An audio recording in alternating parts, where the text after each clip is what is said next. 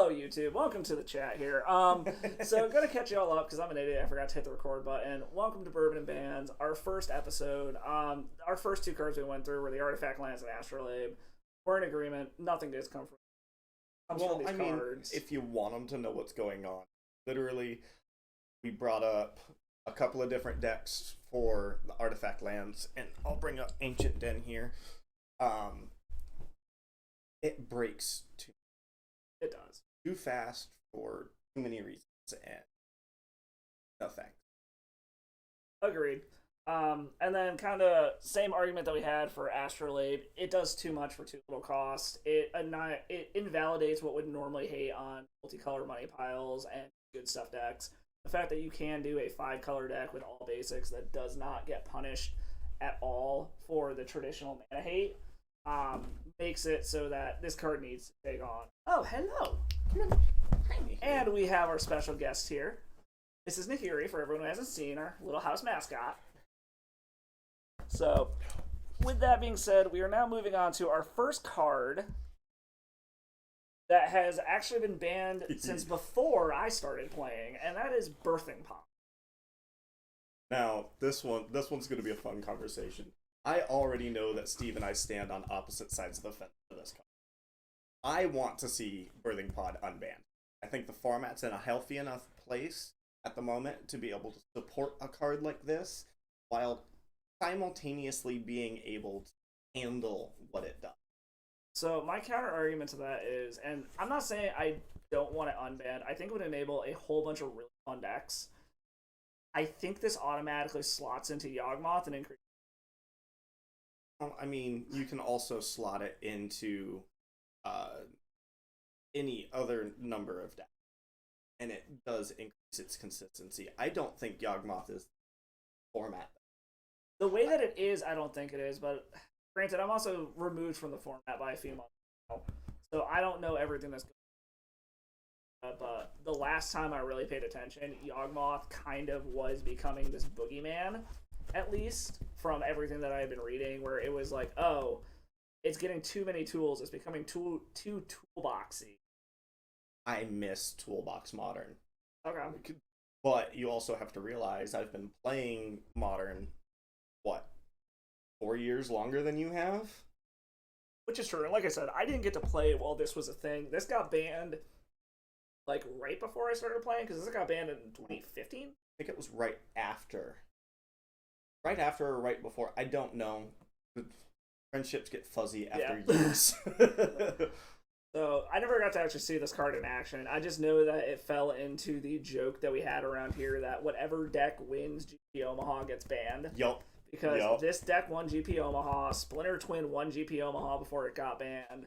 So it was just funny that it kind of fell into that theme that whatever wins GP Omaha ends up getting banned. But yeah, I don't know. I think it would enable a lot of really fun decks, but I am a little concerned about it slotting into potentially, like I said, Yawgmoth. I can also see like the money pile elemental decks running this. Yeah, because you can literally go turn 3 Solitude or Fury something with an Invoke cast. Sack it in response to the Invoke. Go get us Sun Titan, get it back. Exactly. Like, I could definitely see shit like that just abusing the fuck out of this card. So, I think it would enable a couple of really cool free decks. But I think the ceiling on this card doing some absolutely disgusting things. And everyone who watches this knows my hatred for the Evoker is. I don't think those fucking cards belong in Modern. The fact that it slots perfectly into those style decks being able to do that, because you're getting the ETB effect, which is all you really want out of the Evoke Elementals anyways, and now you're getting an even bigger body out of it for the price of what? 3 mana. 3 mana? And 2 cards. Yeah. So I think the value is just too disgusting to risk making it even more about these fucking Evoke elements. And again, I think that the decks that don't run this card, let's go Hammer Time. Hammer Time could handle it. The low to the ground aggro decks and the combo decks definitely could handle this card. But again, I'm kind of detached from the format in general, but from what I've seen, the format has kind of turned these more grindy, mid-rangey kind of decks where there's your 4-color money pile deck, there's the Archon of Cruelty creativity deck, which, yes, it's a combo deck, but let's be honest, it's a fucking mid-range deck. It's a mid-range. More of a tempo deck than a control or mid-range. But it's not combo is what I'm saying. Still, they play longer games, they have the removal, they have the interaction, all that kind of stuff. So, I don't know.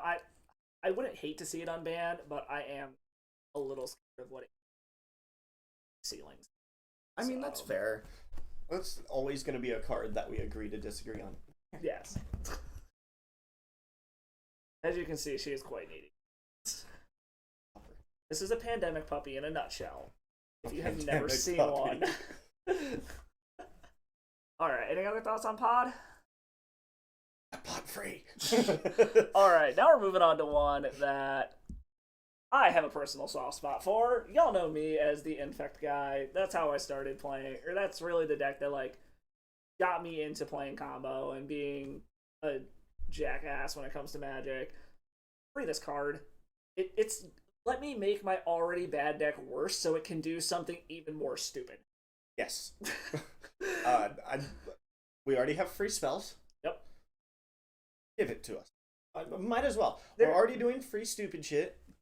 And that's the thing. You're gonna to have this actually be effective in Infect, you are adding in 4 to 8 literally uncastable cards to make this thing work. You are not casting a Progenitus. You are not casting a Scarecrow, whatever the hell it's called. It's the fucking legendary Scarecrow that it's either 2 or Wooburg. Like, the 2-burg hybrid mana cost thing. I forget what it's called. The Reaper King. That's it. Yeah, him. Yeah. Oh my god. I was about to have to go together. You're adding in 4 to 8 literally uncastable cards to make this work.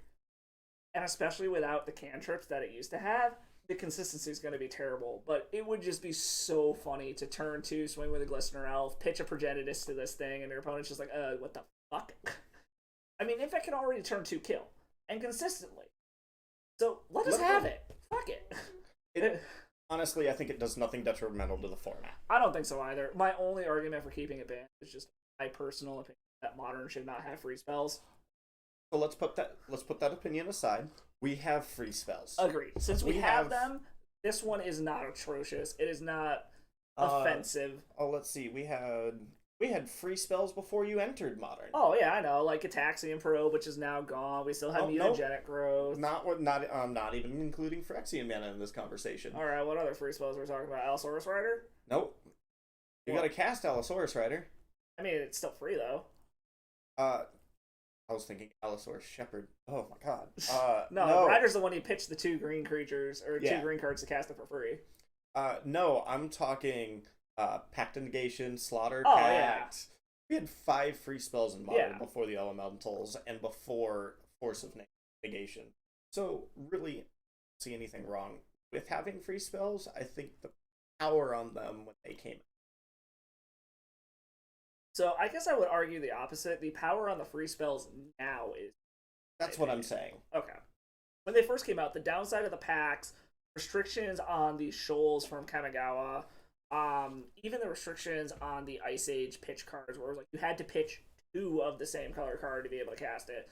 I think those were meaningful down. But there's a Nahiri in here. I'm sorry, guys. You will see the weird crackhead that this... Our daughter loves smoke. Like, she goes crazy at the steam coming off of the hot tub. Anyone who vapes, anyone who smokes, she just goes absolutely apeshit and tries to eat it. So please do not be distracted by the crazy puppy. But yeah, I don't know. Like, this one, again, it goes against my free spells need to be out of Modern thing, but this card is completely offensive. It does not need to be on the ban list, especially without having Preordain and Ponder anymore. Like, I get that this was an egregious card back in 13 or whatever the hell it was. When we didn't have Prismatic Ending, we didn't have Fatal Push. When we didn't have all of the stuff that made Infect completely and utterly irrelevant these days. Yeah, the removal package back when, Bolt was the kill spell of Modern. This thing was egregious. I can agree with that. However, these days, now that we have XYZ, P, Ren and and Q. 6.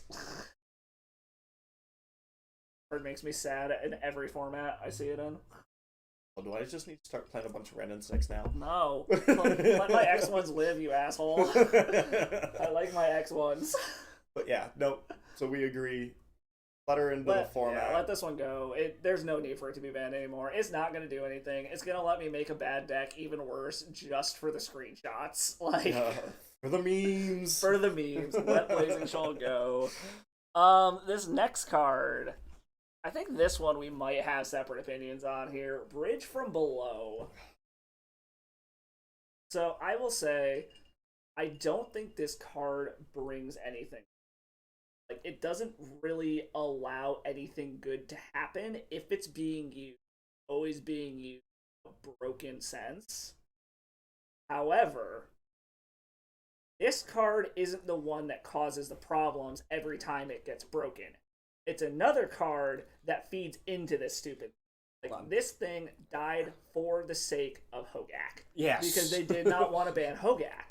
Because it was the new card. So while we're on that subject, and I'm just going to jump down the list for a moment. I don't care who you are. I don't care why you are, where you're from, what your deck is. Hogak is a problem. Get out of my format. Get in Legacy. You can go have fun over there. Cool? That's fair. That's fair. But yeah, no, like, even seeing Bridge in Legacy, seeing it in Legacy Dredge, the bridge itself isn't so much the offensive part. It's an engine that allows other broken shit, and it's the other payoff that if you didn't have that other payoff, Bridge itself wouldn't really be that offensive. Because again, you see Bridge powering out Hogak in Legacy Dredge. Like, if it wasn't for Hogak, you probably wouldn't really see Bridge that much. I mean, you kind of see some synergy. You kind of have to play it. So you see some synergy with it also with just like traditional dredge that has grids and shit too, because you do get some value out of it. But in the end, like, if I'm up against dredge, and maybe it's because I'm a combo player, I don't care about your bridge. Make all the fucking zombies you want. I don't care. I'm killing you before they matter. It's the, I suddenly have a fucking 8/8 that I can't deal with. So if we separate this card from Hogak, which it's hard to do. As a community, we can collectively decide that it was a bigger problem than other things that are not on this list, named Ragavan. But when it comes to Bridge from Below, I have qualms with this card because I used to own Legacy Dredge. I owned the mana version. I didn't have the ley lines, but I had the mana version of Legacy Dredge. And Bridge from the Below was required in that. Yeah. When it comes to Modern, I don't see where this card is a problem at all. So, like I said, again, disconnecting it from Hogak, I 100% agree. I don't think this card in and of itself is a problem. Only time it ever becomes a problem is when something else enables it. That being said, I don't think this card adds anything to the format because it's just waiting to fucking get busted again by something else. And then we'll ban whatever the payoff is. And then it goes back to being completely obscure and not being used anymore. Well, no, because, like, if we just keep the card out of the format, that means we get busted things that have to find different ways to play. So, yeah, that's what I'm saying. We don't need to bring it back into the format. Okay, so you want to keep it gone so I say, other things can have fun. Yes. Okay. I don't think it needs to be banned on a power level wise in itself. It's a when design it gets space. Yes, it's a design space issue. Okay. So I think you could put it back in the format and it wouldn't do shit right now. I mean, maybe there's a few decks that might take advantage of it a little bit, but overall, I don't think it's going to do anything unless it has another enabler like Hogak or some other way to break it with Altar of Dementia or something. But I don't think it adds anything. So there's no reason to let it, even if it would. Well, and like, there's another card on this list that should stay on this list. I will bring Bridge from the Below back up later when we're talking about the card. So I think we both agree. Leave it banned. I think it could be unbanned. I'm just afraid to see what happens when they just pull another, oh, this is a cool commander card that breaks this thing, the way they did with Hogak. Yeah. And Hogak's not even played in Commander. No. The only place it seems playing now is Legacy as a friend. And now all of the people who love Dredger. But, oh well. You know what you did. Alright, moving on. The next few cards all kind of follow the same theme here. We've got Chromox. So now we're getting into the fast mana. Again, it's a free card. It's free mana. I don't think Modern should have this style of free card and this style of mana. I see very... I'm reading.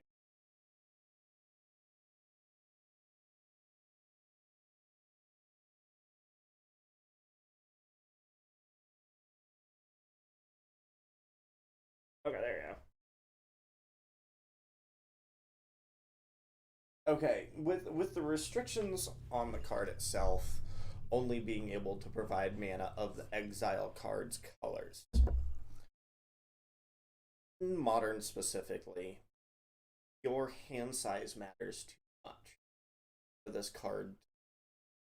Unlike Legacy, where if you're dumping your hand on turn, hiding that board state, it's a little different.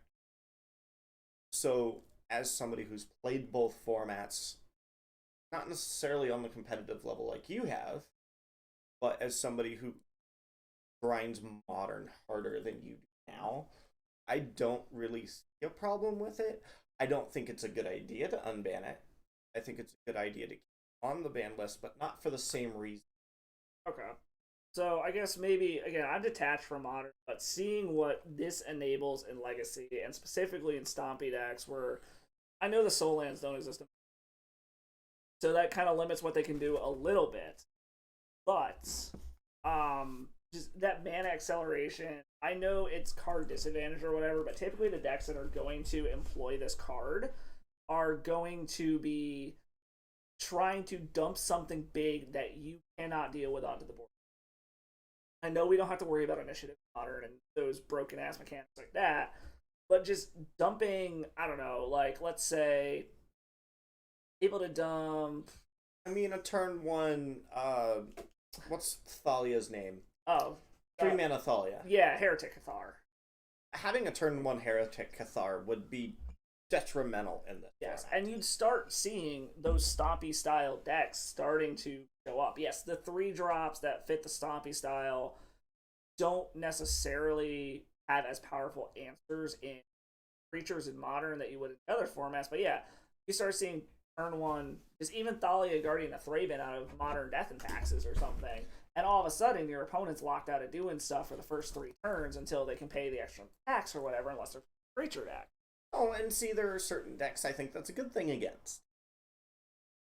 Living End. Living End is a whole that's its own thing. I genuinely don't think a turn 1 Thalia against Living End is really going to change much. It does hurt their game plan quite a bit. It hurts their eventual game plan. If they got to push off their Living End by a turn, I feel like it's not as detrimental. But I don't know. Again, I am more invested in Legacy than I am in Modern, so I haven't been staying up on the Modern metagame to know how much of a problem call it Living End actually is. There you go, guys. I finally got her to bite at it. But I don't know. I stick with I don't think we need the mana accelerants in Modern. I like the mana accelerants in the of mana dorks that are creatures that are able to do. That being said, I guess with Prismatic Ending and Leyline Binding and the new white-based removal that they have and how everything is fucking total spell, this probably wouldn't be as egregious as it would have been at that time. But I still don't think it's a format at all. I think it's one that should stay there because I don't think it's a bad thing that it's on the ban list. I don't think it's a bad thing coming off the ban list.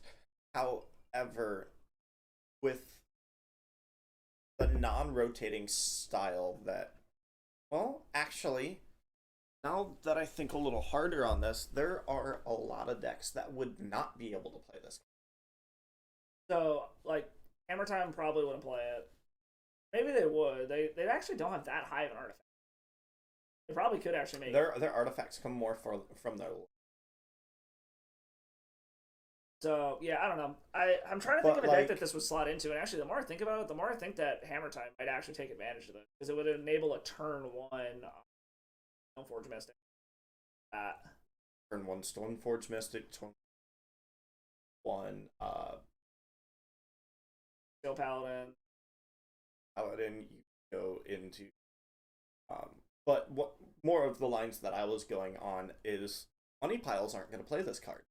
You're right. Money pile, the ones that actually care about the individual card quality aren't going to. It's mostly going to be. I feel like it's going to go more into aggro style decks. Aggro, a little bit more mid range. Like mid range.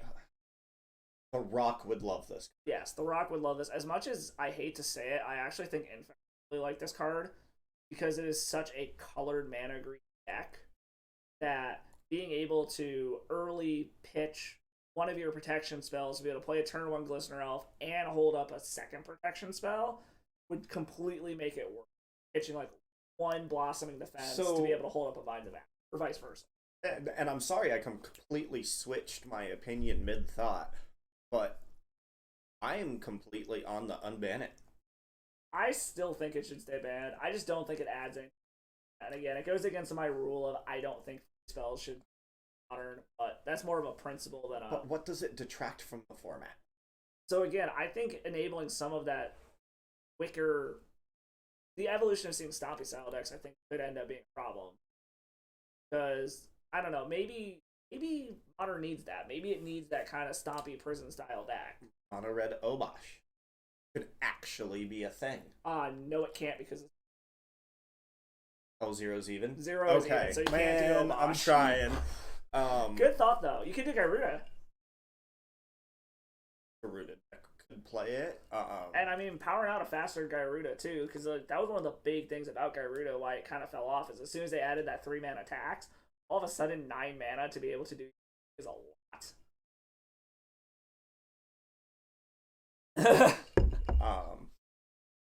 But yeah, no, so, like, I'm gonna join the unban this card. Okay. But just because I think all of the high-powered stuff that would play it, or that could play it, won't.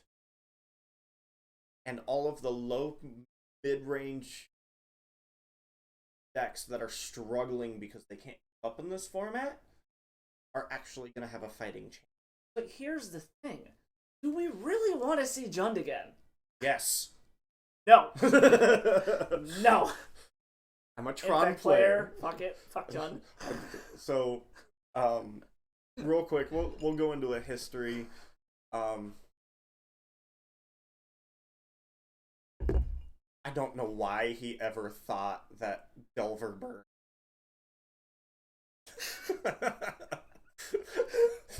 Now I'm going way back in the archives.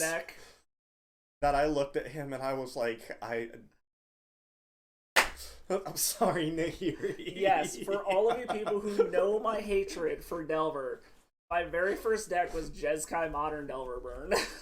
Oh, and it was bad. Awful. That being said, that did lead to that hysterical line against Emrakul. That is still my favorite story ever. You weren't playing that at that time. Yes, I was. No, you were playing Boros Burn at that point. No, I wasn't. I was on Boros. Yeah, I was still on Jeskai. Okay. Yeah, I was because that was before Git Probe got banned. Okay. Because I was still playing it with Git Probe to trigger prowess. Okay. But yeah, no, like, I've watched this guy evolve as a Magic player beyond what most people can admit for their friends. And then I started as a Modern Bogles player, and I'm talking in Deathrite and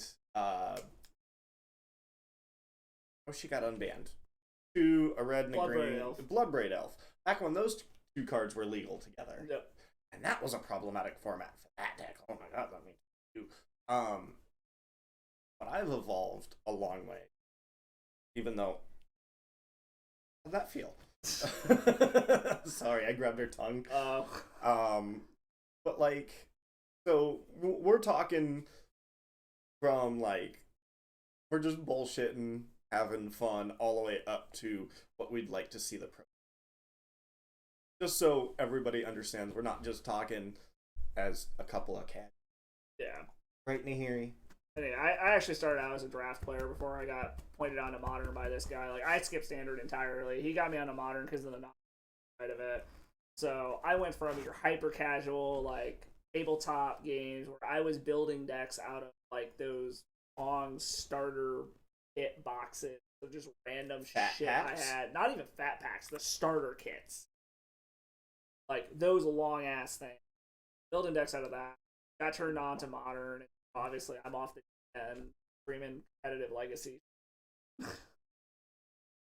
Oh, man. I'm a bad influence. You're a bad influence. I am now. I am passing on the bad influence that you put onto me.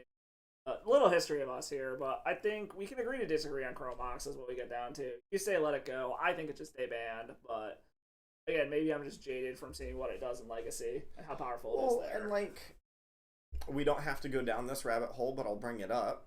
How many of those Legacy decks even exist in Modern? That's the thing. Like I said, we don't really see stuff. So maybe it won't be a problem. Maybe I'm just like, I know how, and I love playing Stomp. Like Bomberman, I have, as much as I hate to say it, that Hamster Dance Initiative Stompy deck I played was actually pretty fun. You're fired. Wheel Stompy. I do enjoy playing Stompy decks. Okay, but so I don't. Scred Red could come back. Can it though? If we unban this, is Scred actually playable? Holding it again, so we'll find out. Report back. I really don't know if this would even make Scred playable again. That being said, I miss the days of Scred. Fuck.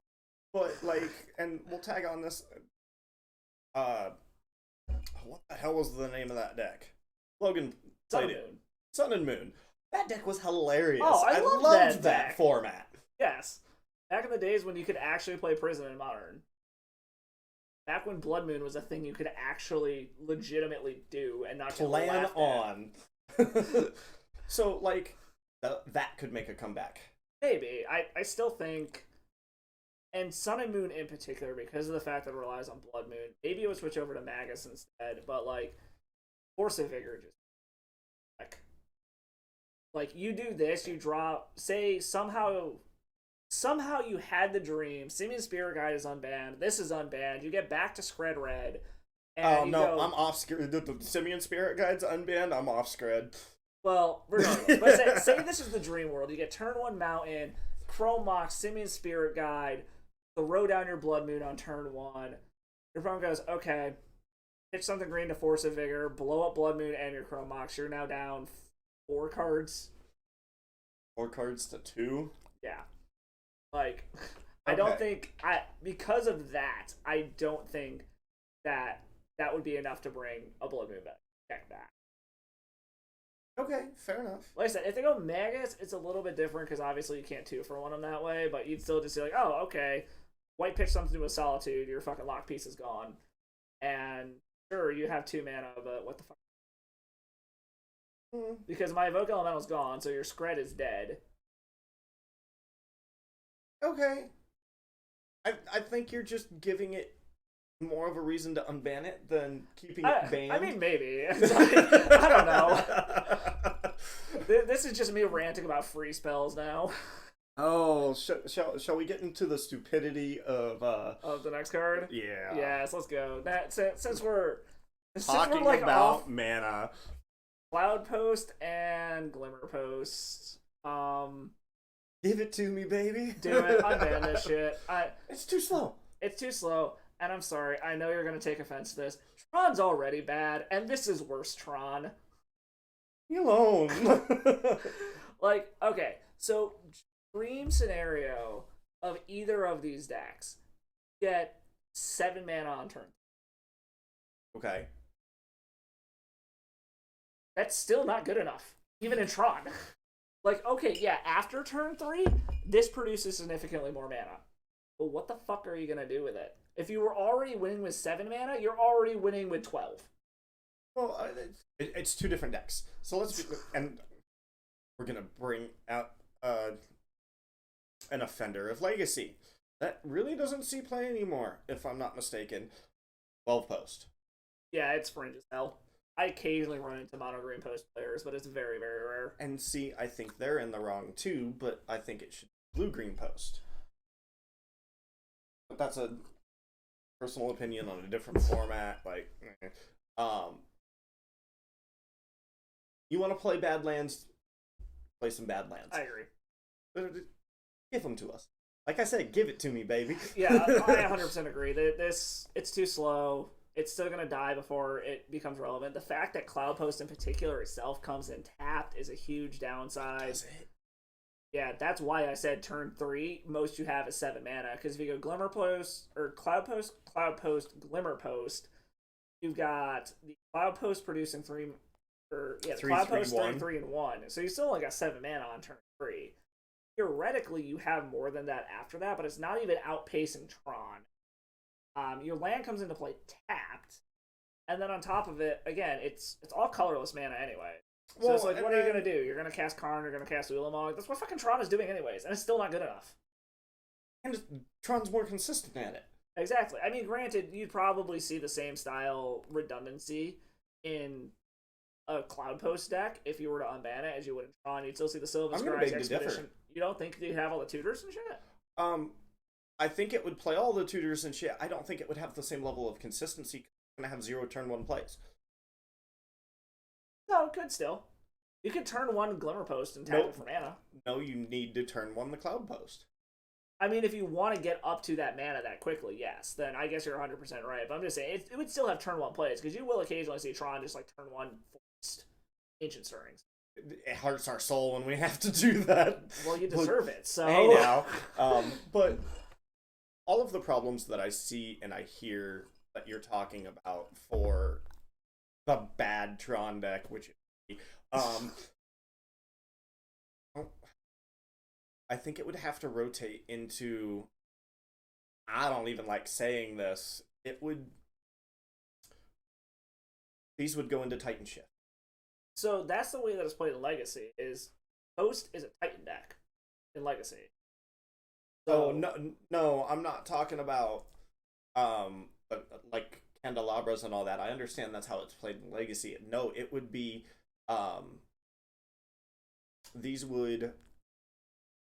there'd be 2 different Titan decks in Modern now. You unban these. You would have your traditional Amulet of Vigor deck. Okay. And then you would have this version. Okay. Which would play these Urza Sagas and a bunch of green and red mana.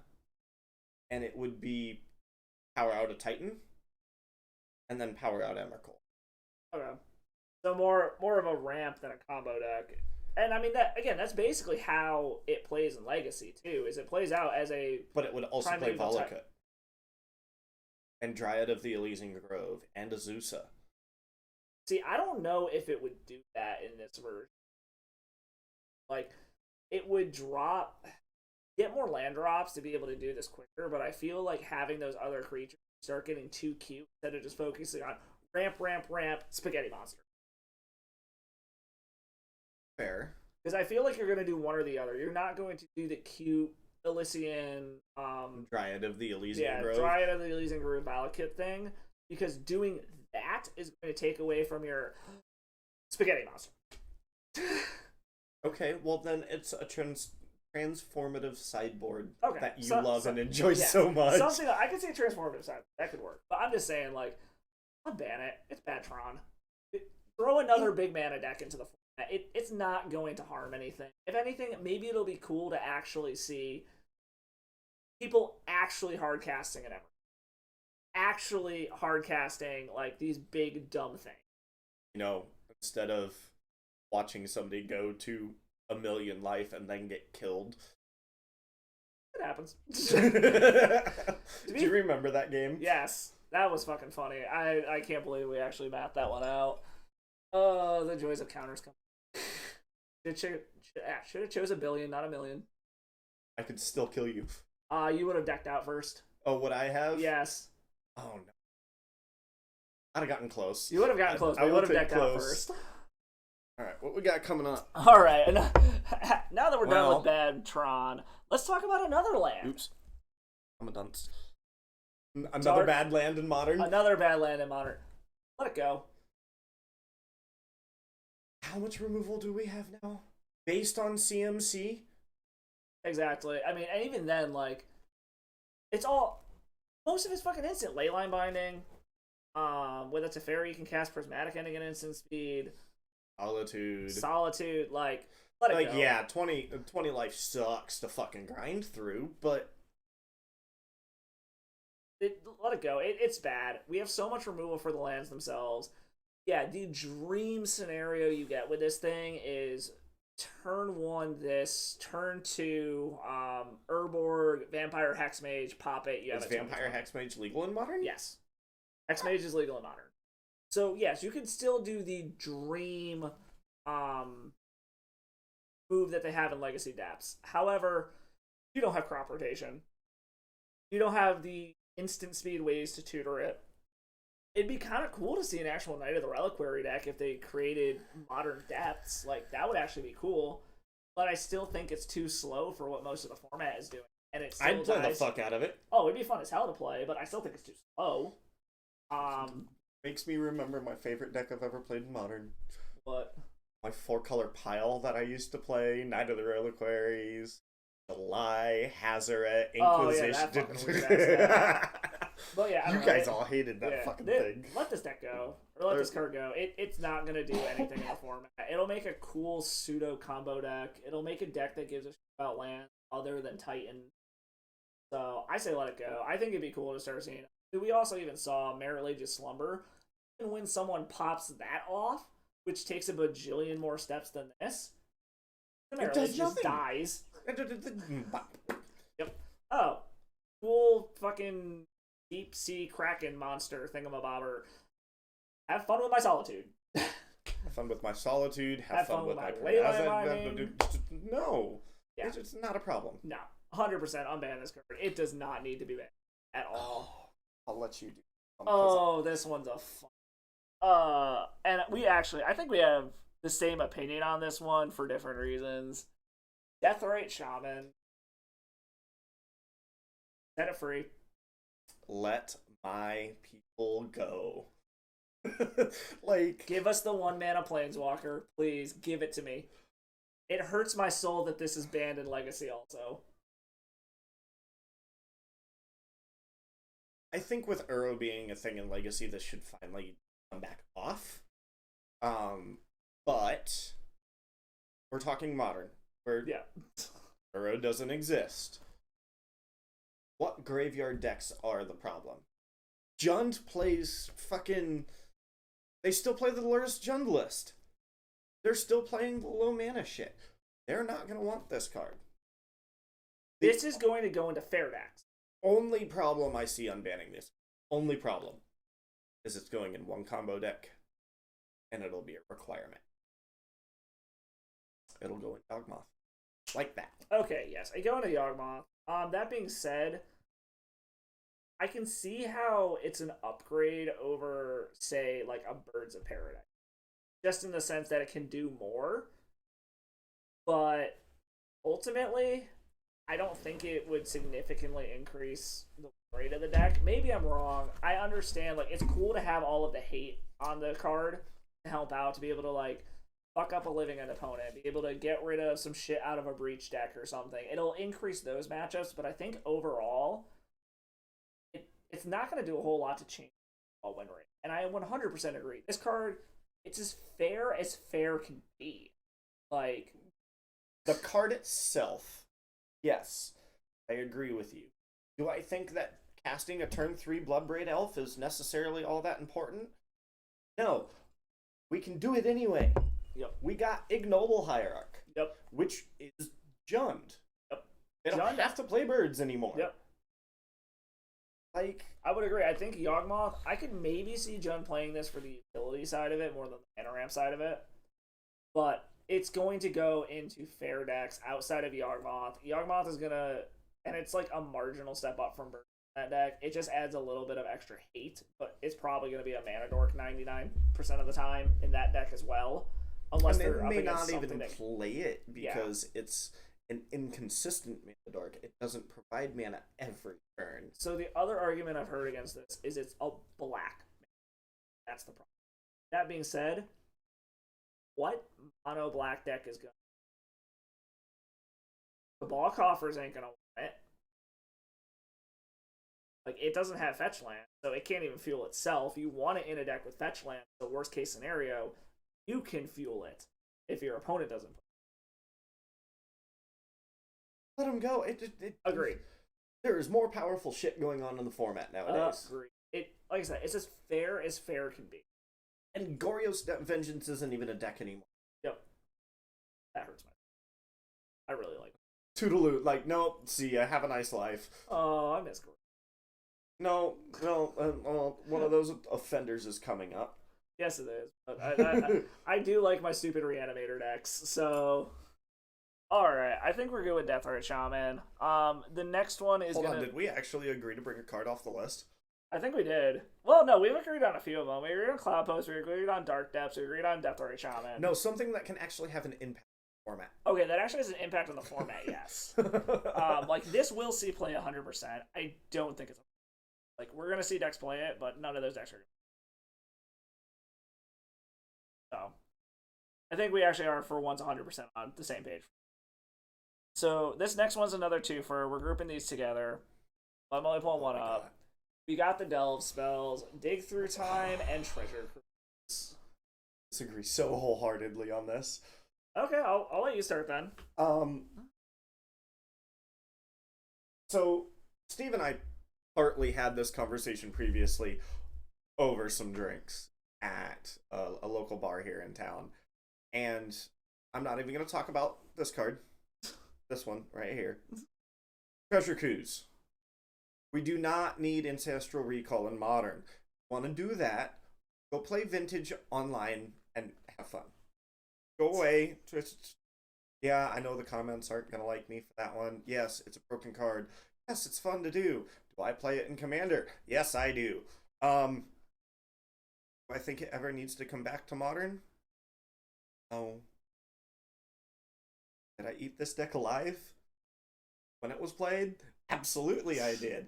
But the deck I used to play back then can't exist in the current format.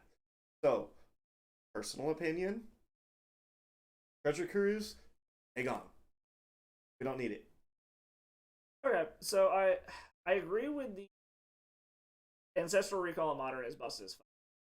I never saw this in person, and one of the main free spells that fueled this, which is Taxian Pro, is now gone. Also, the deck that's going to play this is going to be Murktide Regent. You're already having this internal consistency now of what are you delving your cards away from? Is it going to be the Ancestral or is it going to be the Regent? I think the decks are going to have to choose together. Because of where the decks that I think this would play are, I think it would be safe in the fact that they rather play a Murktide Regent than slam this thing. Or Treasure Cruise. Dig Through Time, I feel like that's honestly not as big of a problem as Treasure Cruise is. I think Treasure Cruise is the true defender. But the decks that it would go into at this point, and the fact that we don't have the main spell that drove these decks, I would be cautiously optimistic taking these off of the ban list and seeing how they do, with the caveat, if they are broken, we'll put them back on. They automatically put one deck back on the map. What deck? Blue Moon. We already discussed how Blood Moon is fucking worthless. They don't even have to play Blood Moon. They can play so you're thinking just hardcore blue control. Or blue control. Blue-red control. I don't know. I maybe? Because But would it be back on the map, or are you saying it would be tier 1? Back on the map. So let me bring up a card that is just as bad of an offender as Gitaxian Probe, with fueling the graveyard. Okay. One card. 1 mana, surveil, draw a card. Consider. Okay. That plus Darcy. So, but if we keep Darcy off the conversation, because that's a Murktide deck. yeah. I mean, it could be a control card. So I could see a blue-based control deck forming because of the card advantage of these cards, but is it going to be better than the current white control? That is something I'd love to see. So, like... Only unbanning Dig Through Time, not unbanning Treasure Cruise. I would say either or. I don't really care one way or another, but I'm just saying, like, even right now, the premier control deck is blue-white control, and it's still only, like... Would another heavy blue-based control deck that now, if you're in blue-red, you're talking, okay, you're relying on Bolt, which is honestly almost a joke in Modern anymore as far as removal is concerned. You're not going to play Unholy Heat because your graveyard is going to get nuked every time you want to cast one of these spells, so it's going to be doing it for 90% of the time. Like, I think the fact that the decks that would want this already utilize their graveyard for other more impactful or why they wouldn't want these delve spells. Maybe if they were a lower delve cost, sure. See, but 6 and 7? I'm talking about a Blue Moon deck you're not familiar with then. Okay. So I'm talking about the Veldigan Shackles and... Are you even familiar? I know the card. I know it steals a creature, but outside of that, I don't remember what else and it you does. can leave it tapped intentionally. Okay. And so, like... The reason I call it Blue Moon is that's what the deck was when it's evolved since. It evolved over time, but I think delving back into the history and roots of that deck and playing these cards would put it back on the map just because of its selection changing. So that's why I'm saying Treasure Cruise off. Give us Dig Through Time. Okay. It has more of a restriction to it. It costs more mana. It's harder to do. It gets a better payoff, but they're also harder to chain together. Yeah. I mean, that being said, also, if you're at the point where you have 14 cards in your graveyard you don't care about and you can cruises together, what the fuck are you doing that you got to this point? Your opponent was playing Mill? All of the crab players out there are crying that we're even considering unbanning these cards. Oh, guess what? I'm going to cast a Treasure Cruise in response to your Drown the Lock, and now I have no cards in my graveyard. Ha ha ha ha. Oh, that'd be fucking hilarious. That would be great. That's like making a Death Shadow player gain 7 life. And they're done that. 5, me too. Yeah, but I don't know. Like, I would cautiously unban these. Dig Through Time, 100%. Treasure Cruise, I would say I'm more cautious of, but I would still let it have a shot. Like, as we're talking this out, the one deck that I could see really benefiting from this would be a Blue Moon style shell, but through the Breach deck. Because this would allow you to find bring that back. Let's go. I'm not saying it's going to be a good deck, but I could see that being one deck that would legitimately be able to benefit from it. Because of the fact that you're now going to find your combo pieces consistently. It's still a control deck at heart, so you still got to get to the point where you can have 5 mana to do this shit. But that's really the only deck I can think of that 100% would be like, I want this card right here and now, because they don't give a fuck about their graveyard. Well, and see, I think that this deck would end up also playing Subtlety, and it would end up playing some number of series. I mean, yeah, maybe, but I don't know. Like, again, I think that I would cautiously unban Treasure Cruise. Just let Dig Through Time go. I don't think Dig Through Time itself would be a problem. Sorry, I needed a drag, folks. I don't think Dig Through Time would be a problem. I would cautiously unban Treasure Cruise, but I am in the camp of let's let them go and see what happens. Do the Golgari Grave Troll trick. Unban it, see what happens. If it is a problem, I will eat my words and we can I can cheers to that. All right. We can agree on that. So, quick pause. We are a Bourbon and Bans. Indeed. So, thoughts, comments, concerns? I really like it. So for those who hadn't seen before, we are actually drinking Jefferson's Ocean Bourbon. It is a bourbon that is brought out onto ships and sailed around and aged at sea. We are not sponsored. We are not. I just like bourbon. I mean, I like whiskey in general. Y'all who watch the channel know that. I have turned this guy onto high-end whiskey as well. I like it. It's super, super smooth. As you guys can see, like, you see me drink some whiskeys and, like, you can see my face right after I take a sip. You can make that kind of face where you know it's harsh. This shit's smooth. I was honestly expecting a little bit of a salty taste to it, the way that the rum was. But this doesn't even have that salty flavor. They're just the ice hides it. Okay. When you add other things into the drink, it draws out a little bit. I recommend doing it as an old fashioned. This is my personal favorite bourbon old. Okay. But what voyage is this? This is Voyage 28. Okay. And if any of you are curious, you can go to their website and search up Voyage 28. It'll show you the exact Out that shit took. Thank you. So it's super cool. This is actually my first time trying any of the Jefferson's whiskeys. So I've been on whiskey longer than he has. I started out drinking Jameson, was like the first whiskey I ever tried. I instantly fell in love with it. Like, the first time I tried it, my parents just looked at me. They're like, "Wait, you like this?" And I'm like, "Yeah, this is amazing." And then just started going from there. And I have tried everything from like super cheap, freaking. I can't even think of anything lower than like off the top of my head, but like all the way from Jim Beam. Bentley's Well Whiskey. Oh Jesus. Okay, I haven't had that. But all the way up to I have tried Johnny Walker Blue Label and everything in between. I just love whiskeys in general. So, but this is a very, very good one. It's expensive, I'm not gonna lie, but if you can afford it, it is well worth the price. Again, we are not sponsored. We are just whiskey aficionados. Spreading the word.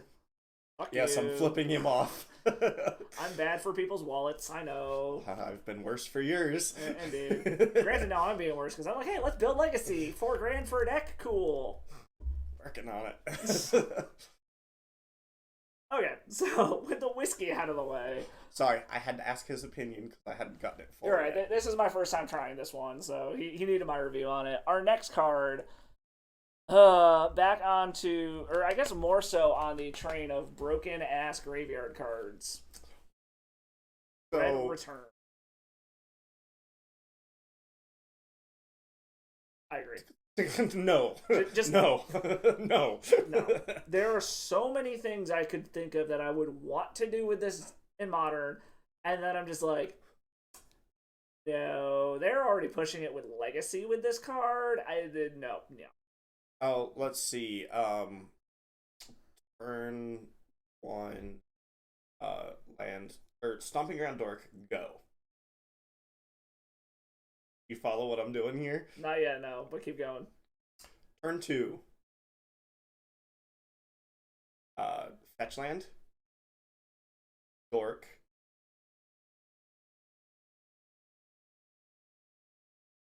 How much mana do you need? Need 3 mana on turn 2. Yeah, then you can do it on turn 2. But I can't use the land. What were you thinking here? So you can do it turn 3. You can cast a Dread Return on whatever the fuck you want consistently turn 3. And Dryad Arbor's a card. And you can do it with Counterspell backup. Yeah. With, like, the card Counterspell. So you can go, Breeding Pool, Dork, go. Team Vents, Dork, go. Fetch land. Fetch with the fetch land, get a Dryad Arbor. We're talking a rug deck at the moment. float the mana with your dorks. Cast a Cathartic Read. Pitching a Dread Return and a dude. So let's say it's a World Spine Worm.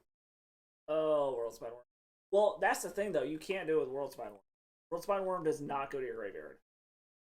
It's a replacement effect. It shuffles back into your library. Oh, and it's not an instant. Okay, so let's go. Oh, it never even hits your graveyard. It's the same thing with Blightsteel Colossus. Oh, okay, my bad. Man, I can only remember so many cards on a day. So let's say a... What is that? 16 mana Cloakworm. Oh, fuck. You're right, I can't think of the name of it. Like Grolmok or some dumb shit like that. But like it's a 16/16. Yeah, that stupid thing. The fucking Buy a Box promo from Ravnica. Cool. You have a turn 3 one of those. I agree. With counterspell backup. Leave it banned. I 100% agree, leave it banned. It doesn't do anything good for the format. Again, there's so many things I would love to do with this card, and then I think about doing them in Legacy, and I'm like, yeah, Modern couldn't handle. Okay, so one of the cards that Bridge from Below broke. This. Yep. Because of the fact that we were able to get the fucking zombies off of it from sacking your creatures. So then you get a whole bunch of bodies, plus whatever the hell you wanted, and then it sets you up for another one. Possibly in the same turn. I mean, shit, I could see this being in Dredge. And then what big random fatty would Dredge throw? That fucking thing, Grolmok or whatever the fuck that worm is. Boroborygamos. Yep. Like, Dredge would eat the shit out of this card in mine. Yeah, no thanks. I don't want to deal with it. 100% agreed. Keep it banned. Fuck this card. Fuck that card. Oh, now here's another fun one here that I think we have differing opinions on.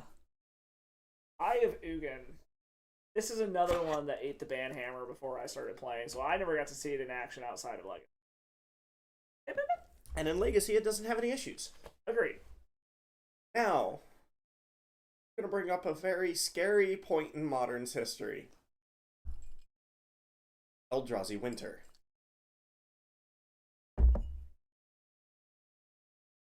There were 2 decks in Modern at this point in time. Yep. Would you like to know what they were? It was Eldrazi and Twin, right? No, it was Eldrazi and Eldrazi. It was that bad. Okay. Well, how many other decks in Modern can consistently turn 2 swing for 20? None. So for those of you who don't know the math behind that one, it is turn 1 Eye of Ugin with a Eldrazi Mimic, Eldrazi Mimic, Eldrazi Mimic, and go! And if you don't know what Eldrazi Mimic is, it is a 2-mana 2/1. Whenever a colorless creature enters the battlefield, you may have Eldrazi Mimic in a copy of that card until end of turn. Well, on turn 2, they could either cast one of 2 cards. Now, the 20 damage one would have to be a Reality Smasher. At this point, you were on the play. Your opponent has 1 land and most likely a dork in that era. You're gonna have Eldrazi Temple plus Simian Spirit Guide equals Big Fatty. Have fun. You're normally dead. The other thing it does is it swings for 12 on turn 2. Thought-Knot Seer. and drew down a card. Oh, you thought you had a removal hotkey? Yep. No. Keep it going, keep it dead. So, Unless... Okay, here's the caveat. Unless we make a trade. And this is the part where I think you and I disagree. I think, personally, that Eye of Ugin could be unbanned. If, and only if, Eldrazi Temple pays for its sins. So I am of a different mindset where I say in Modern, keep it gone. Even if it trades with Eldrazi Temple, which it minimizes the Eldrazi crazy starts because of the fact that this is a legendary land. However, this would instantly slot into Tron. And this is your, I flooded out and didn't find a finisher? Hey, guess what? Now I have one. repeatedly. This used to be in Tron. I know. It's gonna go back in it. Now, yes, I'm a Tron player. I am also a Bant Eldrazi player. I was also one of the offenders of Eldrazi Winter. Not bad. However, Space Bears doesn't exist anymore. You don't know what that deck was. It was Black, White, Death, and Taxes. It was bad. The entire time the deck existed, it was bad. Did it put up numbers? Yes. Can anything put up numbers? Absolutely. That fair? That's fair. I've seen some fucking decks that should not do it that have. Done it with decks that shouldn't have existed, don't exist, and we're not even going to go down that rabbit hole. Hey, me too. Marty, to hear anybody? No blue mid-range. I know we already talked about it, but that's because the deck was so much fun to play. Jund Pyromancer? That was a fun deck. I'm so sad that it can't exist anymore. What about Mardu Pyromancer? But that was a real deck at that point. Jund Pyromancer was just like fucking young peasy hooting mandrills, fucking Bloodbraid Elf into Blightnings, a Tarka's Command. It was a pile, but damn did I do well with it. Anyway, I think that there are no issues unbanning them, as long as Eldrazi Temple takes its spot. 90% of the reason that I say that is Eye of Ugin can slot into more than just Tron. So, I don't know. Maybe I'm also at the mindset where, again, it goes against my opinion that I don't think we need excessive mana ramp in Modern. I honestly think that Eldrazi Temple itself should go, even though it's not problematic, on print. Why does one tribe only get a Stompy Land? And I've heard the argument, oh, it's because they cost so much more. Well, get rid of the Stompy Land and readjust the cost on the next wave of Eldrazi that week. Because we know we're fucking getting them. Crossed with slivers. Like, we know it. Emrakul's still alive. The new Commander Masters product, apparently this Zolodoc, or whatever the hell the Eldrazi commander is, might apparently be Ulamog making replacements for Kozilek, or sorry, Emrakul making replacements for Kozilek and Kulamog. Ozilek, huh? Kozilek? I'm tired. Yeah, well, like... It's what time? It is only 3 o'clock, sir. Sir, I have a daughter that wakes me up at 6 a.m. every day. Sounds like a personal choice. It does. Okay, so as you can see, we have very different opinions. Now, I do remember when Tron was a gatekeeper of Modern. Those were the days. You didn't even know what Modern was back then. Hey, it was a legit thing when I started Modern, and it's the reason why I switched over to Infect. Tron is the reason why I became an Infect player. This version of Tron, you didn't even know You're existed. right. The one with Eye of Ugin, I never got to see. So I'm talking, it played Fire Spout. It played Grove of the Burn Willows. Yeah, that was the version that I built when I built Tron. It just didn't have Eye of Ugin. Oh yeah, it'd be disgusting. That's what I'm saying, keep it banned. No! Maybe it's nostalgia talking, but... Okay, so here's my other thing, is I will say, some of the most problematic metas we've had, I have fucking loved, because Infect ate them alive.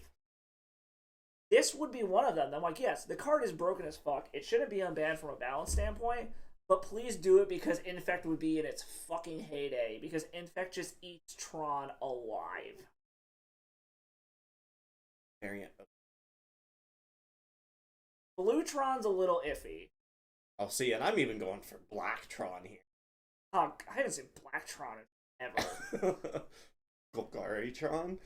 Yeah, I haven't seen any of the black-based Tron. The only Tron that I ever had an issue with was Blue Tron because of the counter spells. And even then, people are like, oh, Eldrazi Tron is good against Infect. I don't care what you say. It's not. The only Tron deck that's good against Infect is the one that plays... Fire Spell. Pulse of the Void. Oh, even then, Eldrazi-tron's like, okay, cool. You can get down your Chalice on turn 2. Hopefully I'll have gotten my fucking dork down by then, so I can just keep bashing you for 2 when you have no removal outside of fucking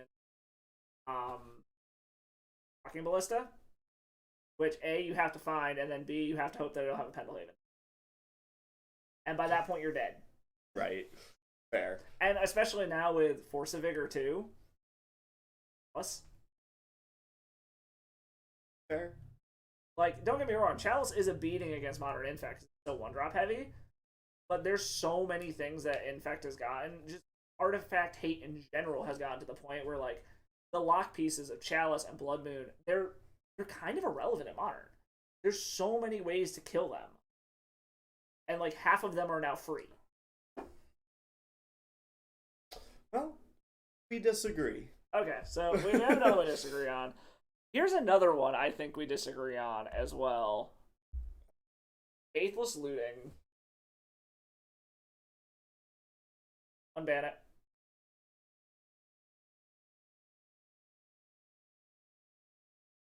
The deck that got it banned is basically no longer playable. I have one word. One word. Murktide. Is it any better than... I mean, I guess it's better than what they got, but is it... Actually, no. Fuck. IE is still legal in Modern. Is it better than IE?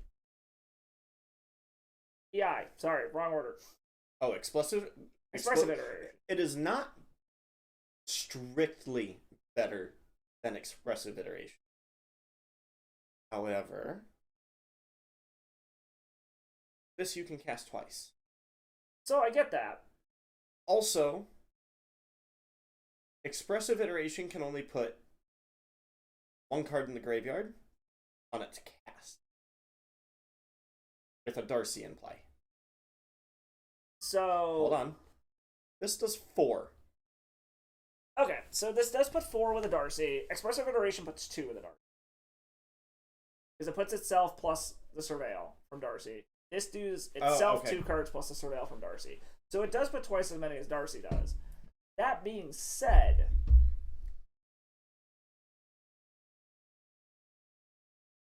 I think it would probably be on par with what they have. The thing is that deck is so fucking dominant in Modern anyways. What the fuck is the difference? It's another fucking random-ass cantrip. Okay. You're already powering out Murktide Regents on, like, turn 3 with that deck anyway. This isn't okay, going to so speed let that Dredge up. live? Is that what you're saying? Yes, let Dredge live. Dredge is... Sorry, Dredge players. Dredge is fucking unplayable in Modern. All of the Dredge variants in Modern are fucking unplayable. True Dredge, Crabvine, like, they're all unplayable.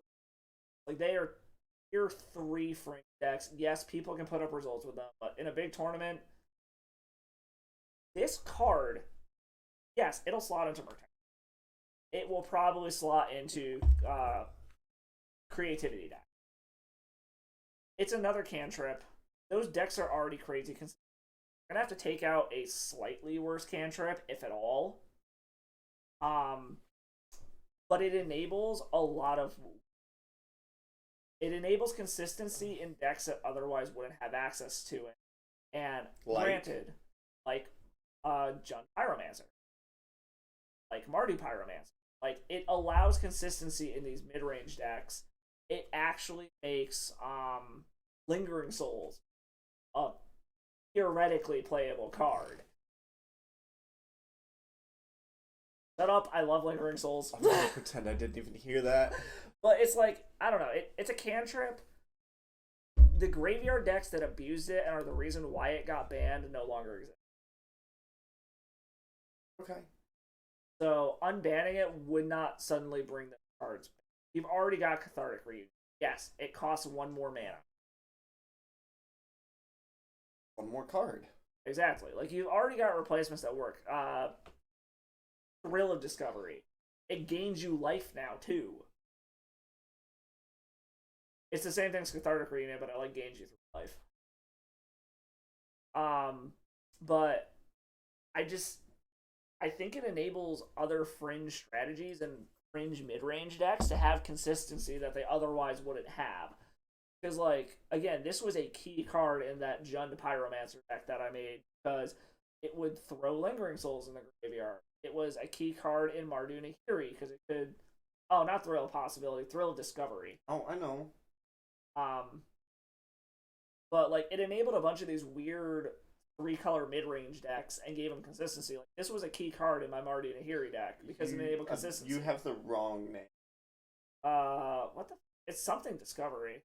It's from Strixhaven. It's a red and a white, draw 3, discard 2 or something. Or discard 2, draw 2, something along those lines. It's basically Cathartic Reunion as red-white in a game. For games Are you talking about the blue-white one? No, that's Faithful Loot, or Faithful Mending. No, there's a red-white one from Strixhaven that gains you life. Chat, come save me. Tell me what the card is. There's nobody in. Yeah, I know.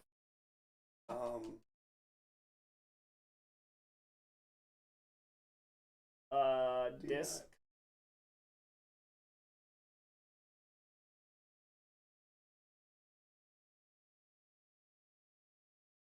Listen, I know it's in There's Strixhaven. Discovery Dispersal. But not Discovery, something. Hold on. Dredge plays it.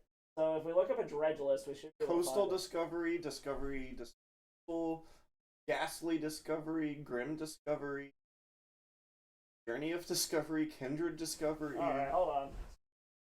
We're finding,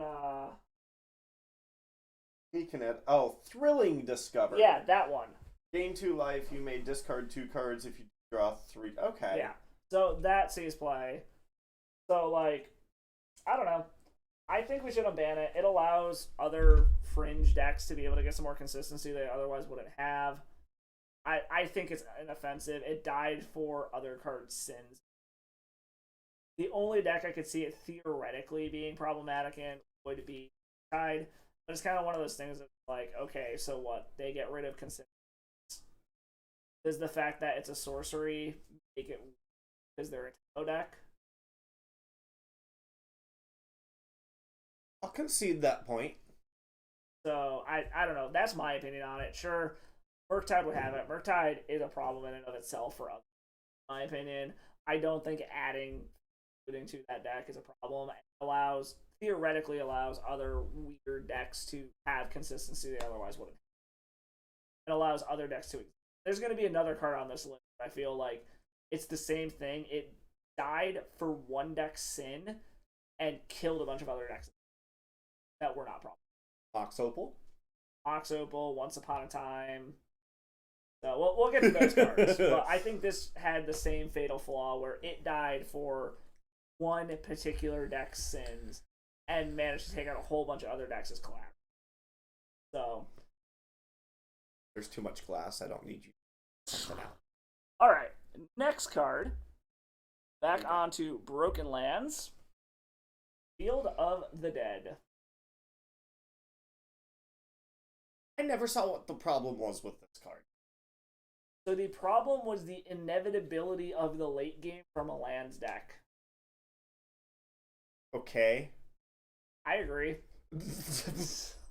Like, it was Titan decks that are the reason why this got. Okay, that's fair. Titan does cause this issue. And I'm going to shoot myself in the foot. I know we're talking about the ban list and what should come on or off bases on cards that are on. It's going to make a lot of modern players mad. Ban it. Titan? Titan is the offender in all of these cards that are getting banned because of Titan deck. Like, I will agree, Titan is the root of the problem. They're banning everything around it to allow it to exist. Yes, we're going to make a lot of Amulet players mad. Jesse would be pissed at us for saying this. Jesse, Logan. Yeah, well, Logan's kind of been off of Titan decks for a while now. Well, he was the Titan player for a hot minute. Well, yeah, we got two friends that are both hardcore Titan players. Shit, I got a playset of them in the bag. Yeah. But Titan is ultimately the problem. If it wasn't for Titan decks, I think this would be fine. Like, okay, so even if you threw it in And even then, like, Scape Shift isn't that big of a thing anymore, and I think if Titan went away, Scape Shift could come back. maybe, but even then, Scape Shift, you're still talking about a turn 3 kill at the quickest. And even then, like, wow, you're sacking 3 lands to a fucking Scape Shift. You're probably not killing someone anyways. I think it's too slow, regardless of how you. It was the fact that it was the backup plan for Titan. Titan killed it. That was problematic. Because if they had an answer for the Titan, you just grab this plus whatever else. It's like, okay, now I don't even have to cast spells. I'm just going to play lands. I'm going to make zombies and you're going to. And that was the reason why it got banned, is it was just a very hard to interact with backup plan for those Titan and Landfall style decks. Oh my god, Nightfall. But, holy hell. But it was a grindy backup plan, and I think the exact reason, something along like an unhealthy play pattern, was the reason why it got banned. Is why it got banned. So honestly, I think the card itself is fine. I'm also a purveyor of unhealthy play patterns as far as I'm concerned. So I don't give a shit. I like hardcore prison. I will sit there and lock you out of doing anything, and I'm totally okay with that. If we ever have Commander players that are watching this modern ban list, whatever we want to call this, Bourbon and Bans, I break the rule 0 conversation every game I play. I don't think that the social contract is something that should exist in that format. You want to play tabletop Magic? Play at home. Don't go to a store. So here's and this is just the problem with the ban list philosophy in general over the past couple of years, is I think the unhealthy play pattern and unfun play pattern excuse is bullshit. Fun is subjective. There's no objective way to quantify it. What is fun for someone is miserable for someone else. On that subject, I play mass land destruction in Commander in a blue-red deck, which uses people, but I make it work, don't I? Yep. And I enjoy it. Steve will tell you, I've played how many Commander decks over the years? If I'm not making somebody's day miserable, I'm not having it. And I mean, again, Infect player. If everyone else is miserable, I'm happy. There's also a reason why I love stacks. There's a reason why I love prison combo decks, where I'm just going to lock you out of the game until I do my combo. Like, the unfun play pattern excuse is a load of shit. If you can have numbers to back stuff up, the only thing I will concede as far as the unfun play pattern is when it leads to logistics. We will get to later. And I know exactly what card you're talking about. As far as like, oh, this wasn't fun because I don't like the way that this game played out. Like, I get mad. Yes, I get salty when like shit doesn't go my way occasionally. Salt miner. Like, I will admit, there are times I get frustrated. I get mad because of the way the game went, but I'm not like, oh, your deck needs to be banned because of the fact that I just don't like the way that it plays.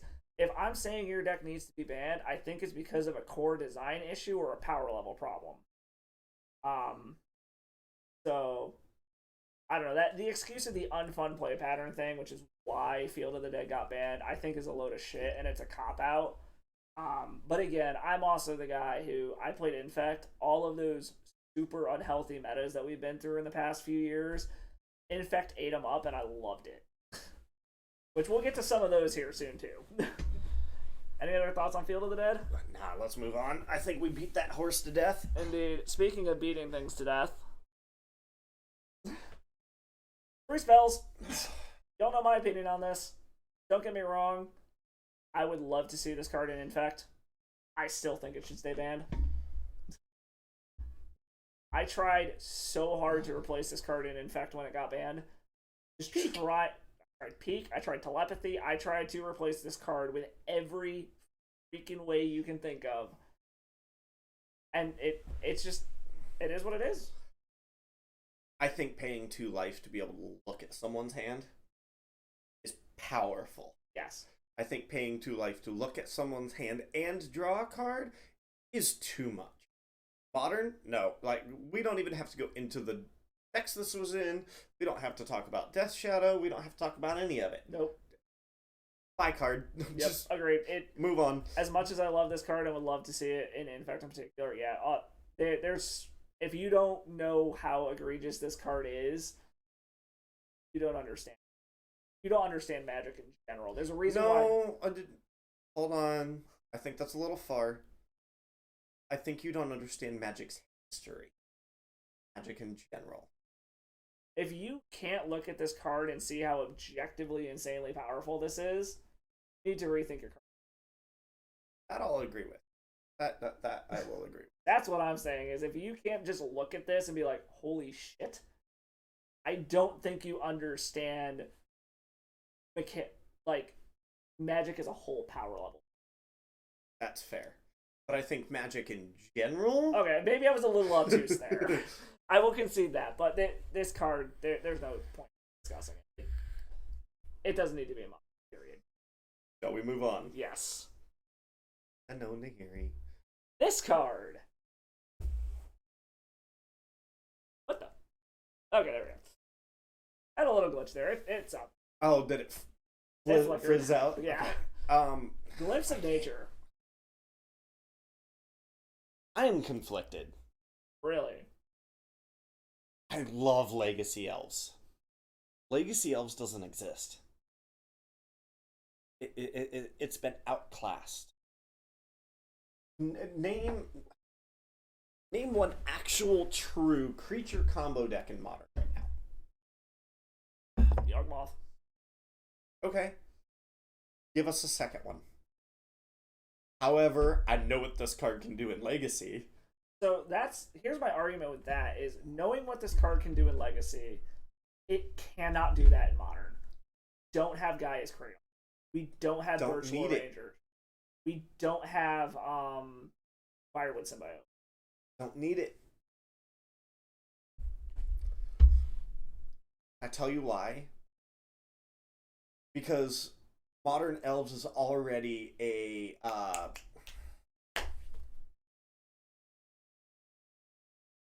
Golgari deck, right? Yeah. So the new Planeswalker to this card. Like Grist and get this? No, Tyvar? Tyvar. Oh, yeah, I forgot Tyvar. I still don't think it's going to do that much, though. Get a draw card for every elf you play. So you get... Here's my argument to that. Okay, you're going to shit out a bunch of elves. You're not netting mana when you're doing this mode. Unless you have a Heritage. That's where I'm going. That, or you are somehow able to chain together several Sentinel? No.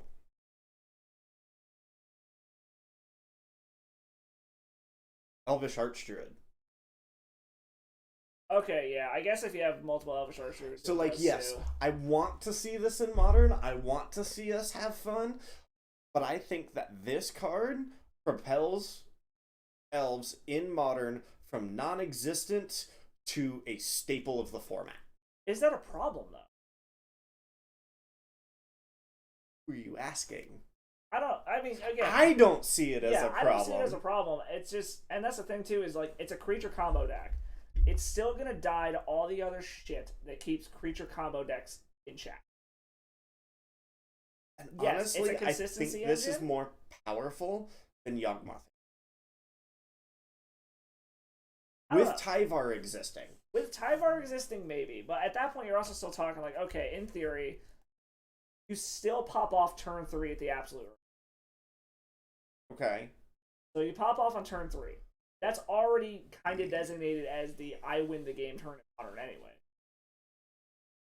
With how grindy the format's moving. That's from your mouth. That's not me talking. It is a more grindy format, but we're still saying, like, the whole gist of Modern, and they've used this as an excuse before, is killing before turn 3 is problematic as far as, or having the game be decidedly over before turn 3. And they've quoted that in ban announcements before. Also, let's say, cool. Turn 1 Dork, setting up for a turn 2 Tyvar to go off turn 3. Pending. Red and 6 down to kill your Dork. Bolt. As much of a joke as that card is now. Push, like, path, something. It still died. Path doesn't even see play anymore. Which sucks, because I have a fucking Rebecca Gay and Path to Exile that now has no point collection outside of being. But I don't know. I think there's so much going against creature combo decks where so much has to go right for the Elves player that even if they get this kind of card advantage, it's not going to make the deck problem. Will it be good? Yes. So unban it. I agree. Unban it. Okay. I was making sure we were going yes, we're down on the right same page. We just had you're more cautious of it than I am. I'm just like, throw it to the wind, let it go, have fun, do your thing, guys. You're like, I can see no, fuck it, let it go. Let the little green men do their thing, damn it. Fair. Alright. We got a real fun one. The only card on the list that's been banned twice. Go away. We don't even need to have that conversation. I agree. I'm just saying it's the only card that's been banned twice. I'll bring it back up in case I did that a little quick. No. It's amazing the difference one matters in Dredge. The difference between a Dredge 6 and a Dredge 5. You ever seen one of these fuckers in play? Yep. Okay. No. I was around when they unbanned this the first time. I know. Sorry. When they unbanned it and they let it live for a couple months and then banned it again. I was playing during that period. I forget what I was on. I think I was on Jeskai Tempo at that point, and it was a bad time. No. I don't. This is the only card that can claim the title of having been banned twice. That's all you need to know about this card. Like, there's a reason I'm just like, there's no conversation needed. Just keep it out of my face. Yep. You want to play with this? Go play Vintage. Pretty much. All right, on to the next actual card to discuss: Green Sun Zenith. Ban it. Give me toolbox decks.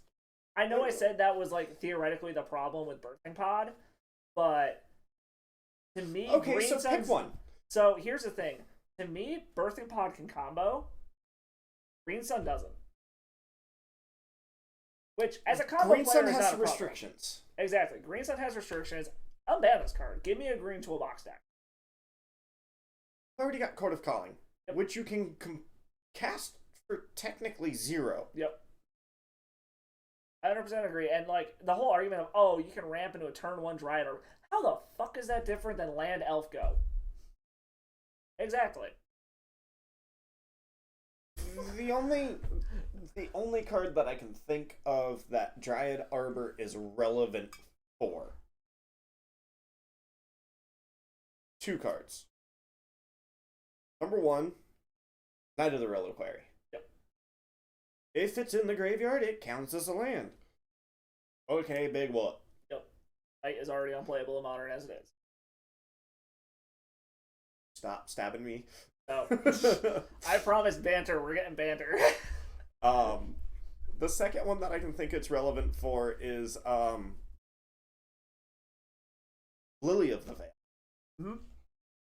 Acting as a as much as I hate Dryad Arbor as a card, I will always include it in Infect just for that one reason. It's edict fodder, especially with all the new edicts that they keep coming out with. Like, if I'm playing Modern and I'm walking out with Infect, I will not leave the house without a Dryad Arbor for that very reason. And you're right, it's the only 2 points where it's relevant. It's a problem more so in Legacy because the guy is Cradle. Because it's a land and it counts for the Cradle. Like, I mean, if you truly want to go play Growing Rights of Amok, be my guest. But I think you're been there, done that. It was bad. I think you're making poor life choices. I did it in Elves. It was hilarious when it worked, but it rarely worked. Oh, give it to us. Give it to us. I think this is totally fair. Unban it. Like, give it to the masses. All right, we're ready for another one? We already had this conversation. Hogak! Nice to know you. Stay out of my fucking format. This is the card that got Bridge banned. I think if they had banned this first, we would still have Bridge, even though we don't necessarily need either.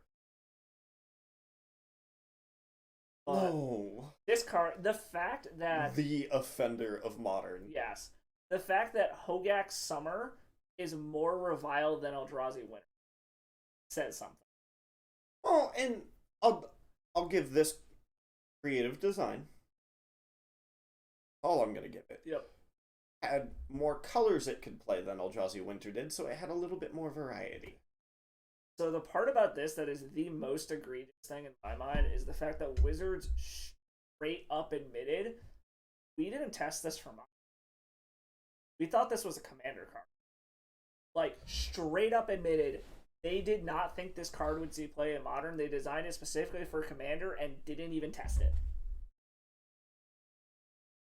And they admitted that. Hasbro. Not even Watsy. Hasbro. Go smack around R&D for me, please. Because Watsy's gonna same shit here in about 2 years. Forgot that they did this. They're gonna print a card and then go, "Oops, I broke the format." Like they do every fucking set. No, every couple of years, because it's not the same format that they break. Okay, they break a format every set though. Other.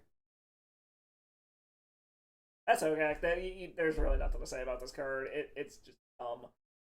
I refused to play during this time. The funny part is this was one of the formats where, like, I admit this was a problematic card, but I didn't give a fuck because I could kill with Infect faster than they could interact with me, get their combo off.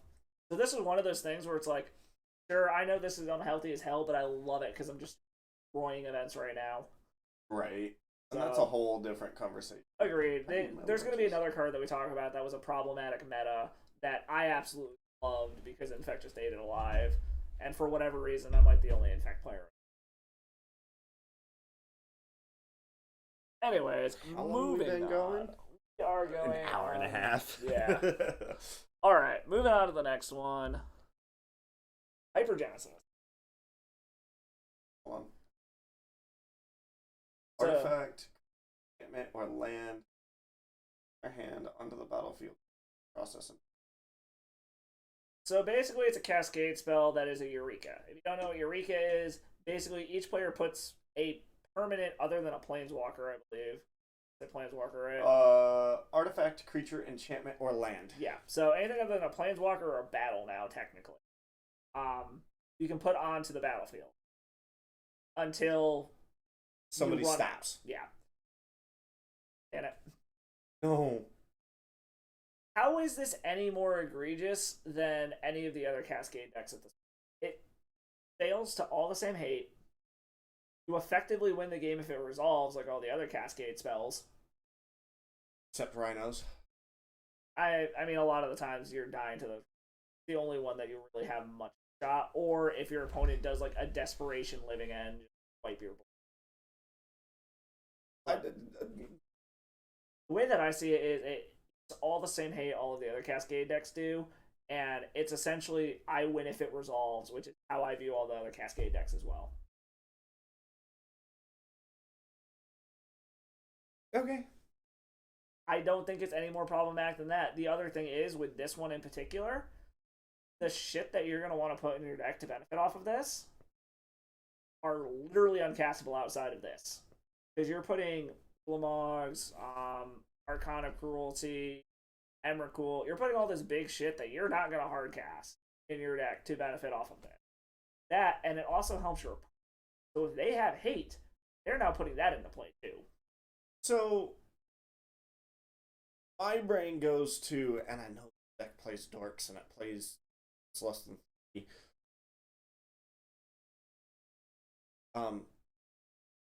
Whatchamacallit just shifts off of you just put this into a Titan Shift deck, Titan Breach deck, And see, I don't see that problematic in my opinion. In my opinion, doing this and turning it into a Titan Breach Cascade deck is no more egregious than the shit the Titan is already doing. Again, ban Titan. I don't know. I think this card is fine. I think it would lead to some really funny screenshots and some really funny combo decks. But the fact that it's symmetrical, I think, is also part of what's going to keep it back. That's fair. I don't think there's enough check pieces in Modern to hold it in check. I mean, we still got Bridge to stop whatever they put in for play from attacking. Yeah, they're probably going to get you game 1, but I mean, it's the same thing with Living End. Like, their whole gimmick is get you game 1, and then slog through 2 and 3. Yeah. So it's going to be the same style deck. It's going to be we got you game 1, okay, now I actually have to fight and play Magic in the other 2 games. And I mean, you can just straight slap this into Living End as well. Yeah, and that would be totally fine too. It'd be a backup for Living End, which I don't see Living End as problematic. My problem with Living End isn't Living End itself, it's fucking Grief. Grief is what puts Living End over the top. The fact that they can hand check you before they go for it for free and then get that body back and check you again. Yep. So Grief is the offender in Living End, in my opinion. I think if it wasn't for Grief, Living End would be a perfectly fine deck in my opinion. So I say let Hypergenesis go. I don't think it's a problem. Okay. I'll concede to that. Okay. On to Ironworks. So this card, I loved this meta. It was the meta that I won my first event ever in. Because the finals were against an Ironworks player, and he literally was like, "You're on Infect, right?" I'm like, "Yeah." He's just like,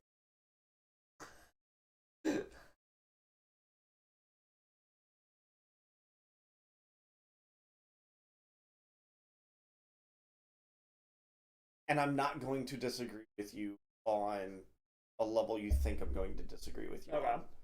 I am only bringing up. So here's the thing. I'm not advocating on ban it. You're saying keep it banned. I'm saying keep it banned. Okay. I'm just saying I loved the meta this was. Okay. And I agree with you. This thing is a rules nightmare. And that alone is why it should stay banned. Because this is one of those cards that I consider falling into a logistical nightmare thing. Because the way that this card works, it even Mirror judges Retriever and Scrapwork Troll.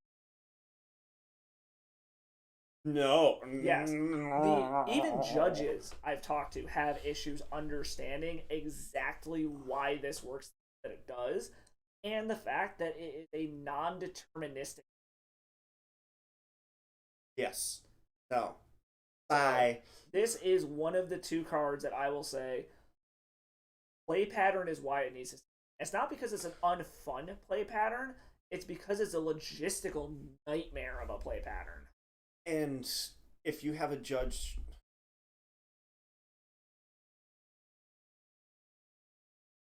at the level that Steve and I are at, because we're both technically judges. I actually never got to take my test. I didn't have to take. You're lucky, but that's a discussion for another day.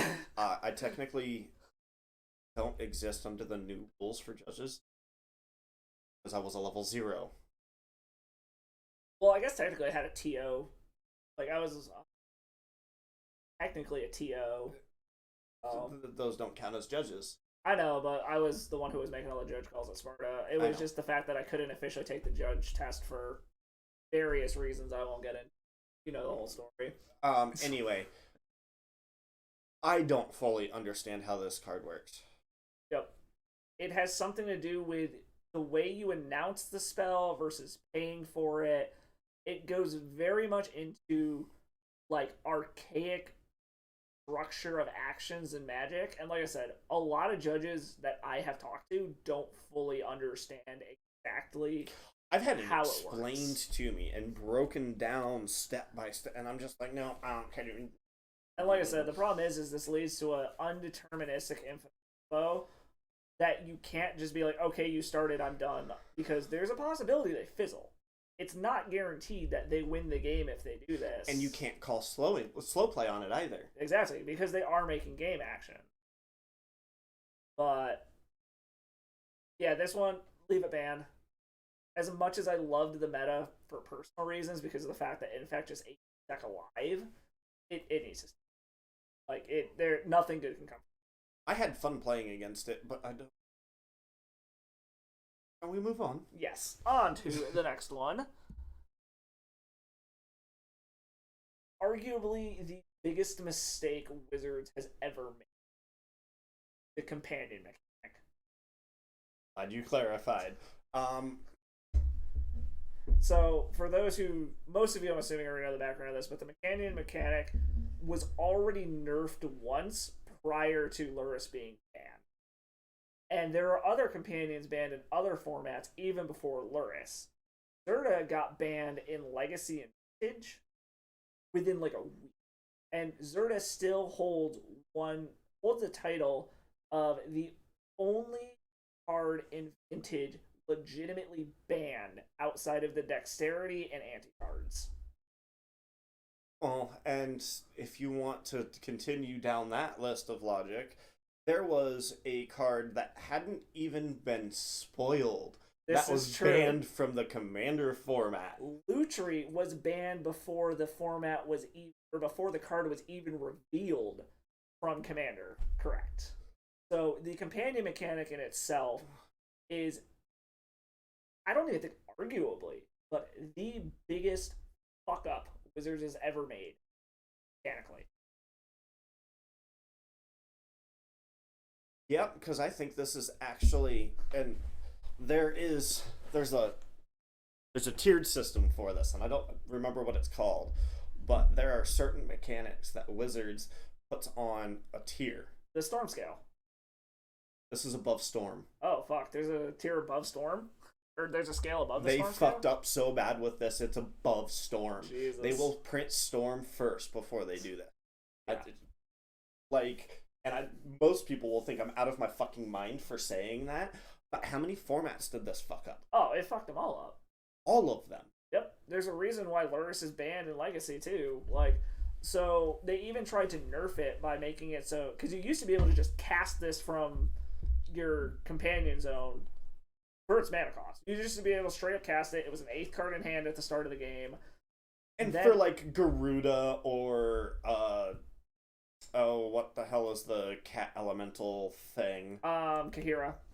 Those two weren't bad. Those two were fine. Yep. This guy. Yeah. But they tried to nerf it. They made it so, okay, now you have to pay 3 to put it in your hand, and then you can cast it for its cost.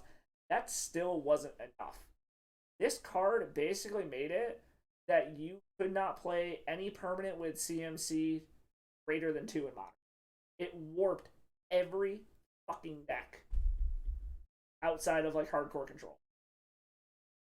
Because everybody had to play it. Yep. The value was just too good. Like, you literally saw Jund drop Liliana. You saw Burn pick this card up. You saw... every fucking deck I can think of. There were people fucking around with this in Infect. There were Infect lists that were playing this card. That hurts my soul. Like, that's how busted this thing was. That hurts my soul. Yep. And, like, people think Emery getting back baubles every turn is bad. This doesn't have summoning sickness against bauble back. And it's lifelink. Yep. And it's a 3/2 with lifelink. Yeah. Yep. Keep it banned. We don't need the cat nightmare back. Ooh. What's the next one? Ooh. We're gonna disagree on this one. Oh, mental misstep. I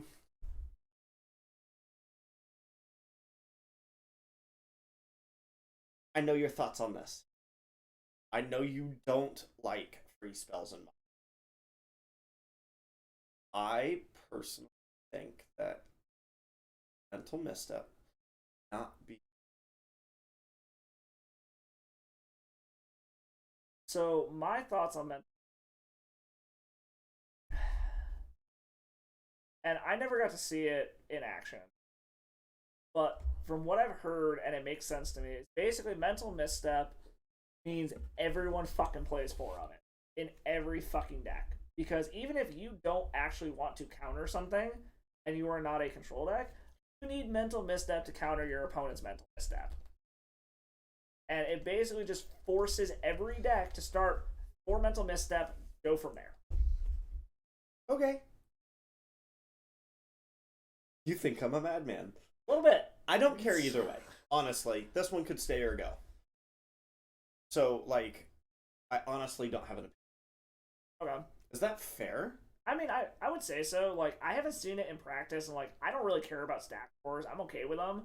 It's more so just the fact that it automatically means any brew that you want to do, you instantly have 4 mental missteps, and now you only have 56. And I'm a brewer at heart. You know that. You know I like fucking around with stuff and coming up with ideas and out. I don't want to be constrained to every single deck. Okay, I only have 56 cards to work. Drops.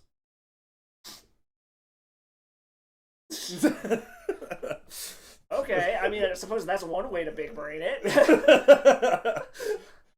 Unban it. Don't play 1-drops. What? I mean, okay, I guess that fair, I suppose. Okay. That just hurt your head. I mean, I'm the dumbass. I'm like, oh, everyone's talking about Orcish Bowmasters? Draw all the cards. Let's go. I ain't scared of a fucking orc. You're also talking Legacy. I know, but I'm just saying, I am the dumbass. I'm like, yeah, I'm supposed to be scared of this? No, let's lean into it.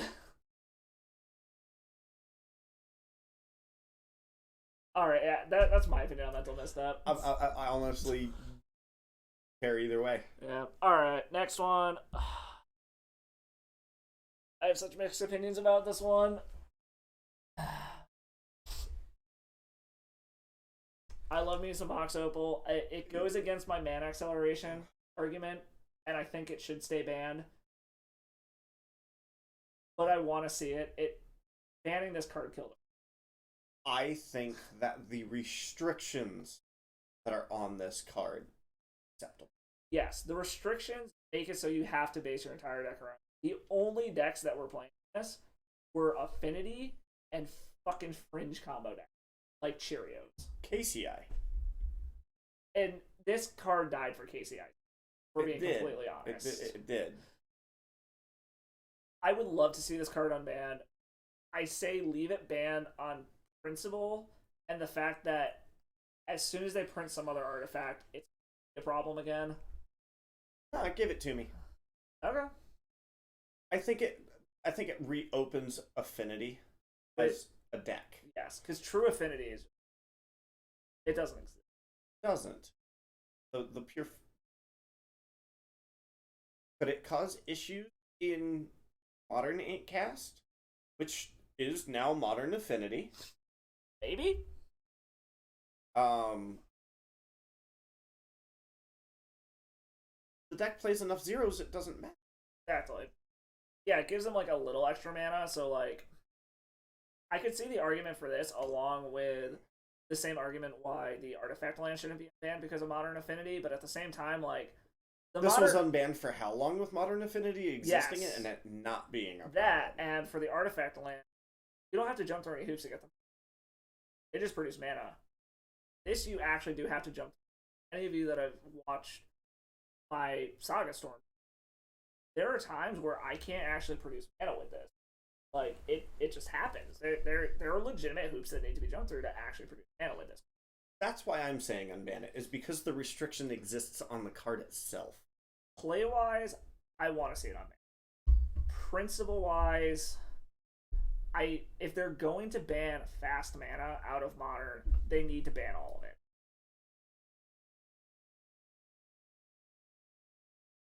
If they're gonna allow fast mana in Modern, yeah, unban all of it. But if they are using fast mana as an excuse to ban it, like they've used for Chrome Mox, like the Spirit Guy, which we'll talk about later, then be consistent and ban all of it. Is my opinion. So I would love to see this unbanned. I don't think it's a problem 99% of the play-wise. but I can understand keeping it banned purely on purpose. But they need to be consistent with it. I agree. Moving on from Mox Opal, we have another one of my favorites artifacts.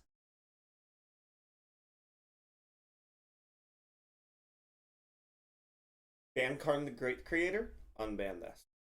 Leave this banned, keep Karn the Great Creator. Those are the only options. Set it free. Don't be a pussy, you can beat this. Seiju's a thing. How are you gonna channel Besiege? Tap him in response to this being on the stack. Okay.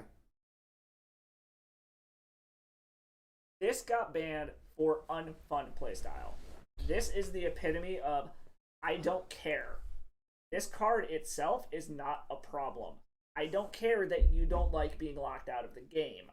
I have had this happen to me before. I watched it happen to you. Yes. I don't care. Like, yeah, it sucks. The game's over. How is it any different than any other I win the game button? It's because people get their feelings hurt about, oh, now I can't do anything. Well, you can't do anything if you're dead either.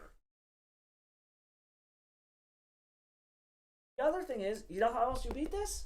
You have a board state before it hits the battlefield. If you already have creatures that your opponent can't deal with, cool. Turn them sideways.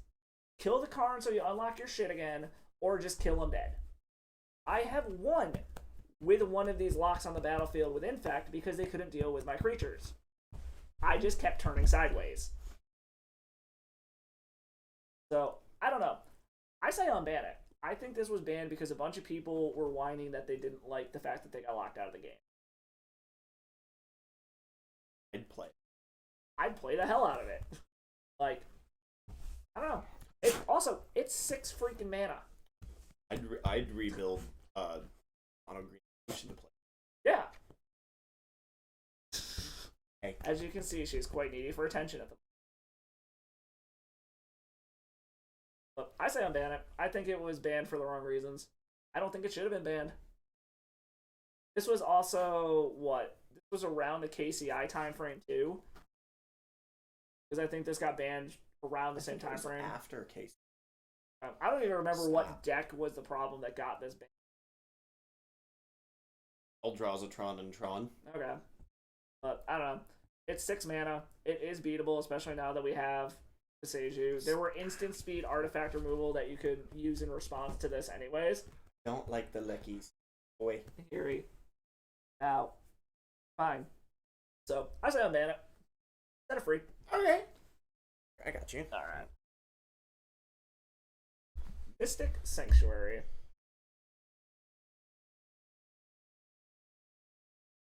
You want to go back to control that format?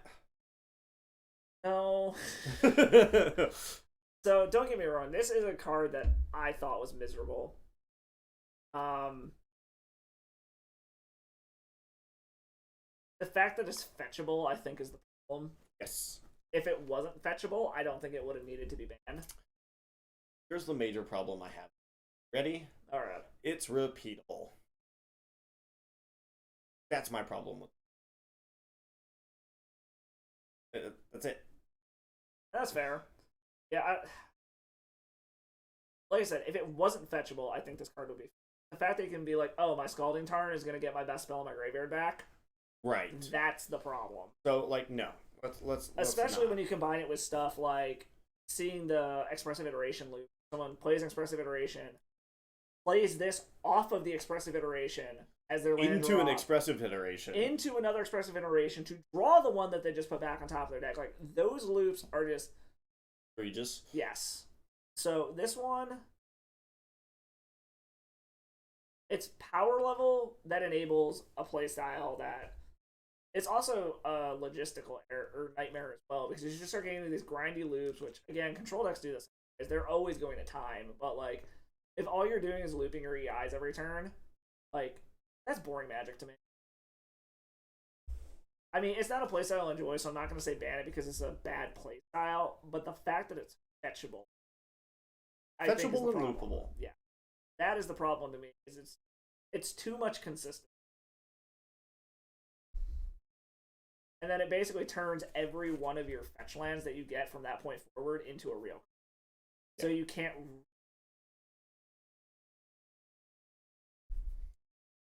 And it turns itself on if you already. Yes. Again, the whole fact that they gave it a land type is kind of. And the decks that are going to play this, they're not going to have a problem having 3 islands to be able to turn. And as you said, even if they don't, it fuels the next one. Keep it banned. This next one is fun.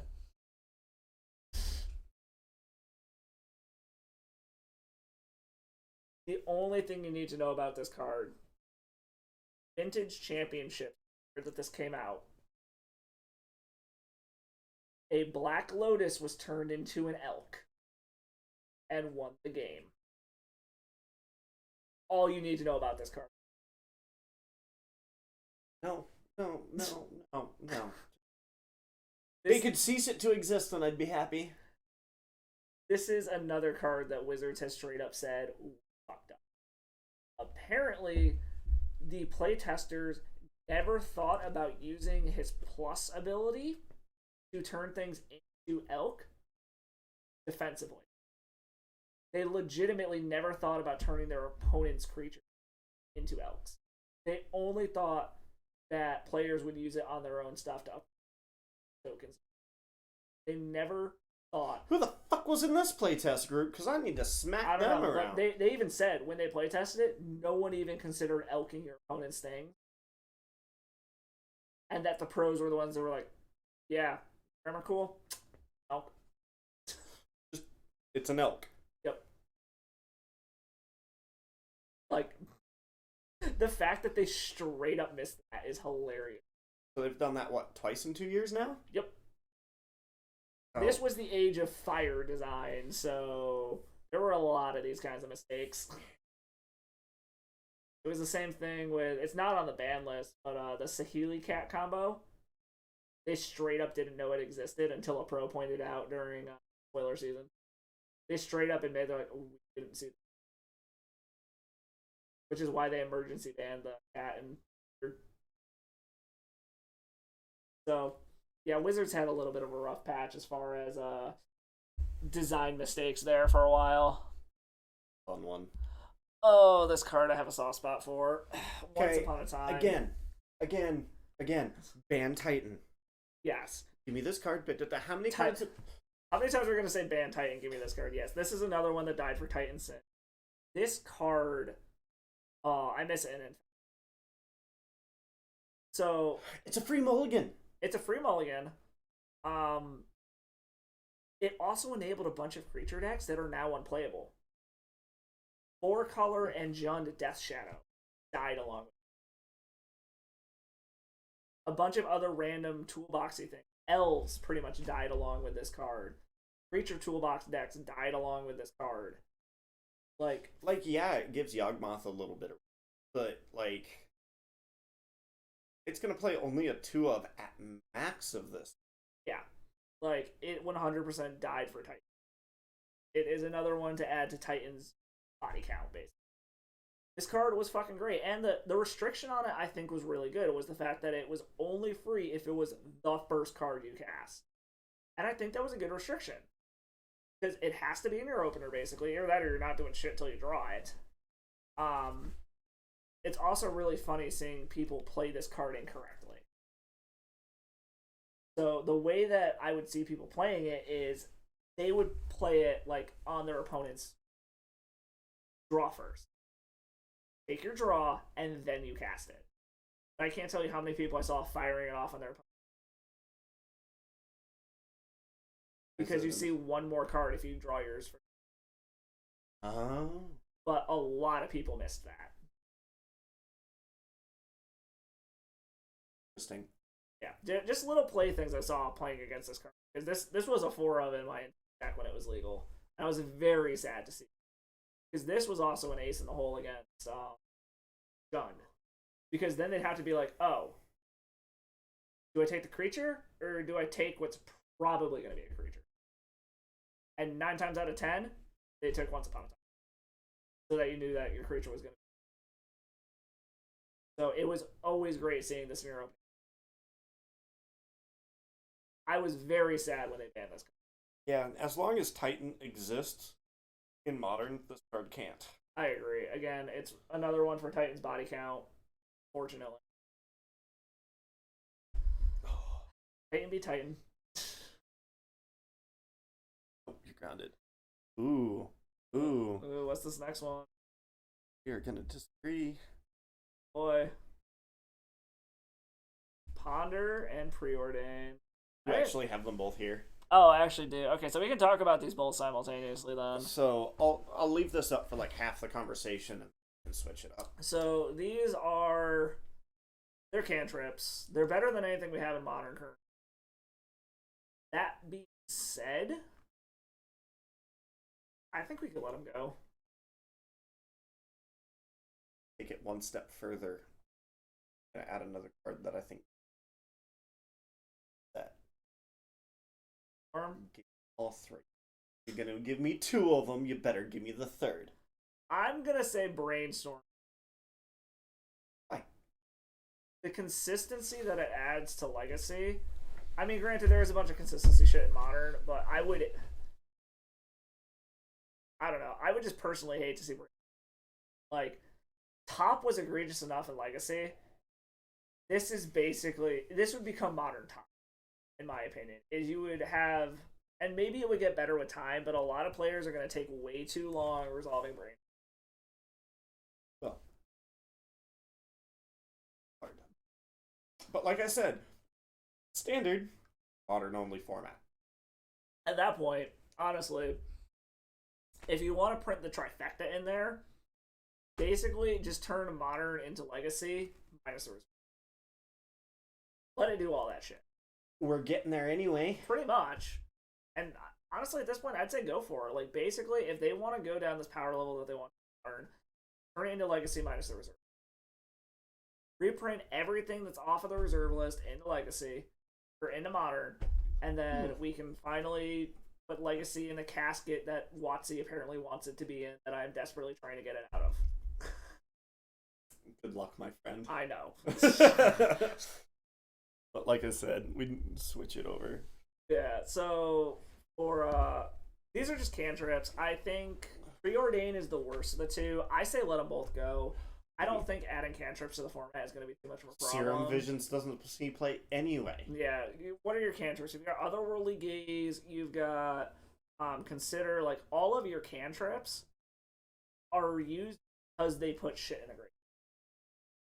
These don't do that. Why Opt doesn't see play. Exactly. Like, because of the fact that the graveyard is so important in Modern currently, I don't even know if they'd see play, to be complete, because they don't put stuff.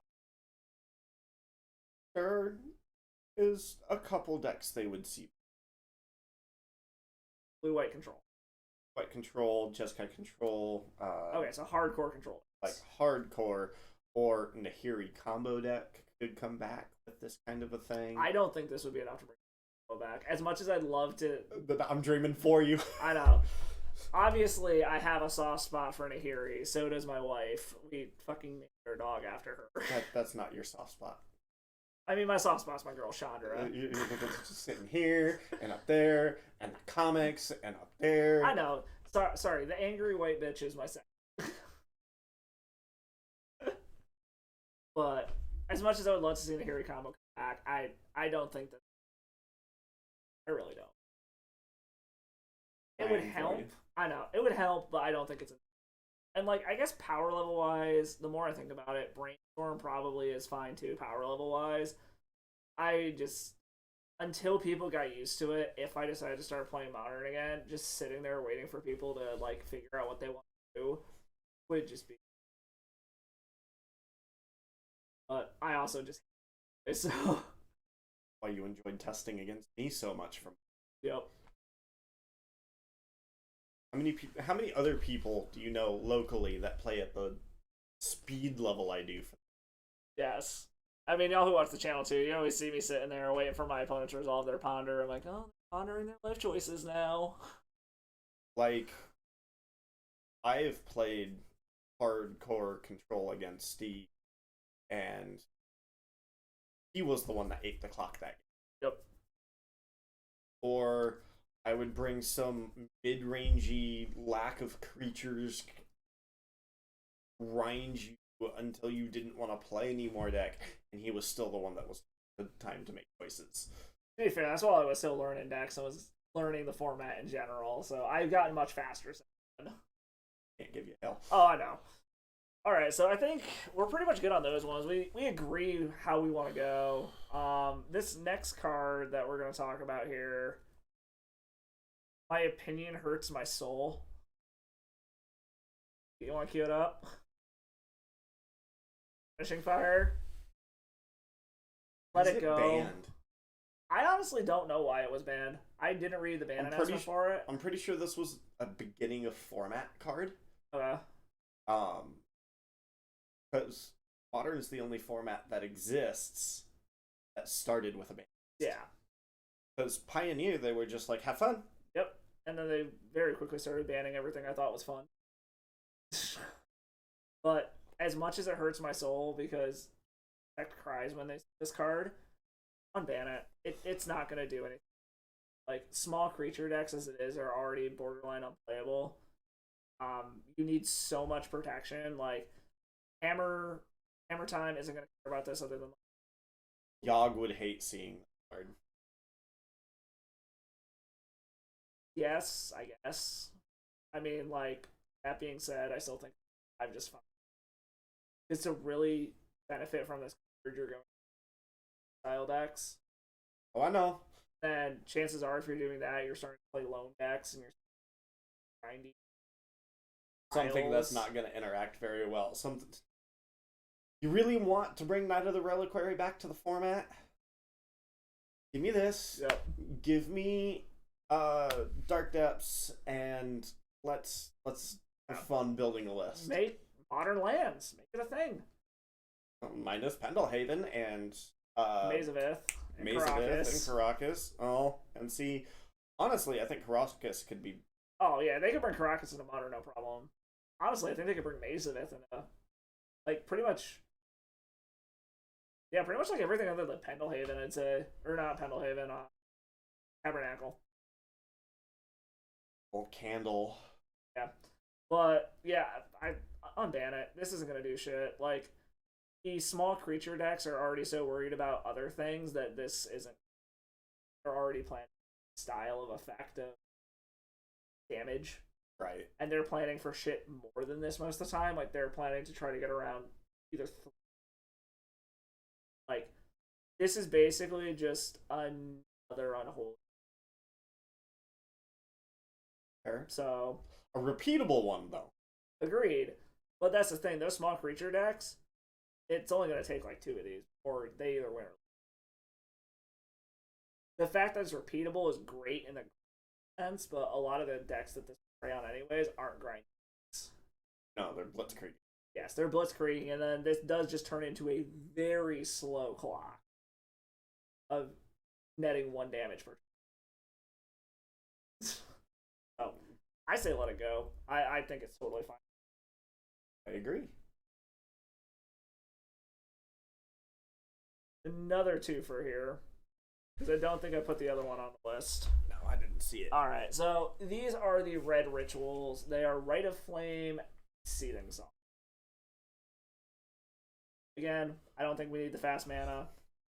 I think if we banned a couple of things out of Storm, a couple of other things, and brought these into the format, it wouldn't be such an egregious idea.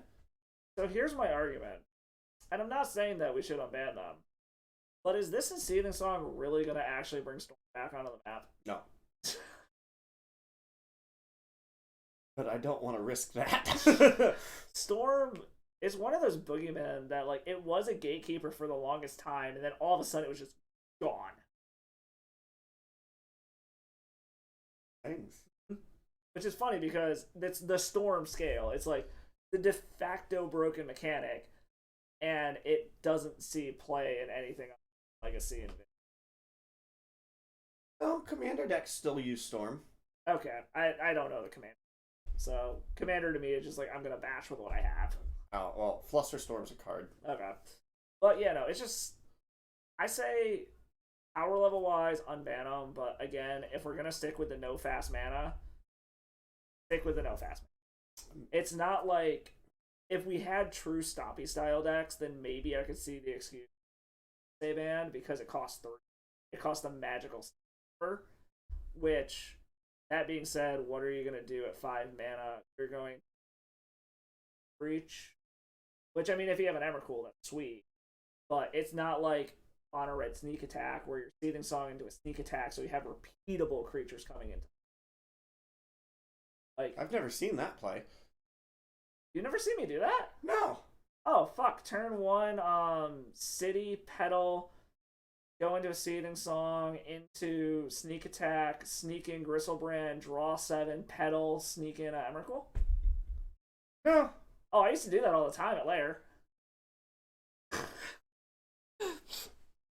Atrocious. Oh yes, it was great. There was one where we were playing where I was doing something. I'm like, I cast another combustible another Inferno Titan, and the judge was like, I'm going where he's just said another Inferno Titan. And see, the only problem I can see with like Seething Song in that situation, and that deck doesn't even play Grizzlebrand anymore. They play fucking Atraxa, because fucking why not? Yep. Or they split them. But yeah, no, I could care less. Same here. Like, again, I say keep them banned just because of principle, but power level wise, they're not going to do anything. They're not going to suddenly make Storm be a thing. You will never hear me more opinionated than this next card. Alright, let's tee it up.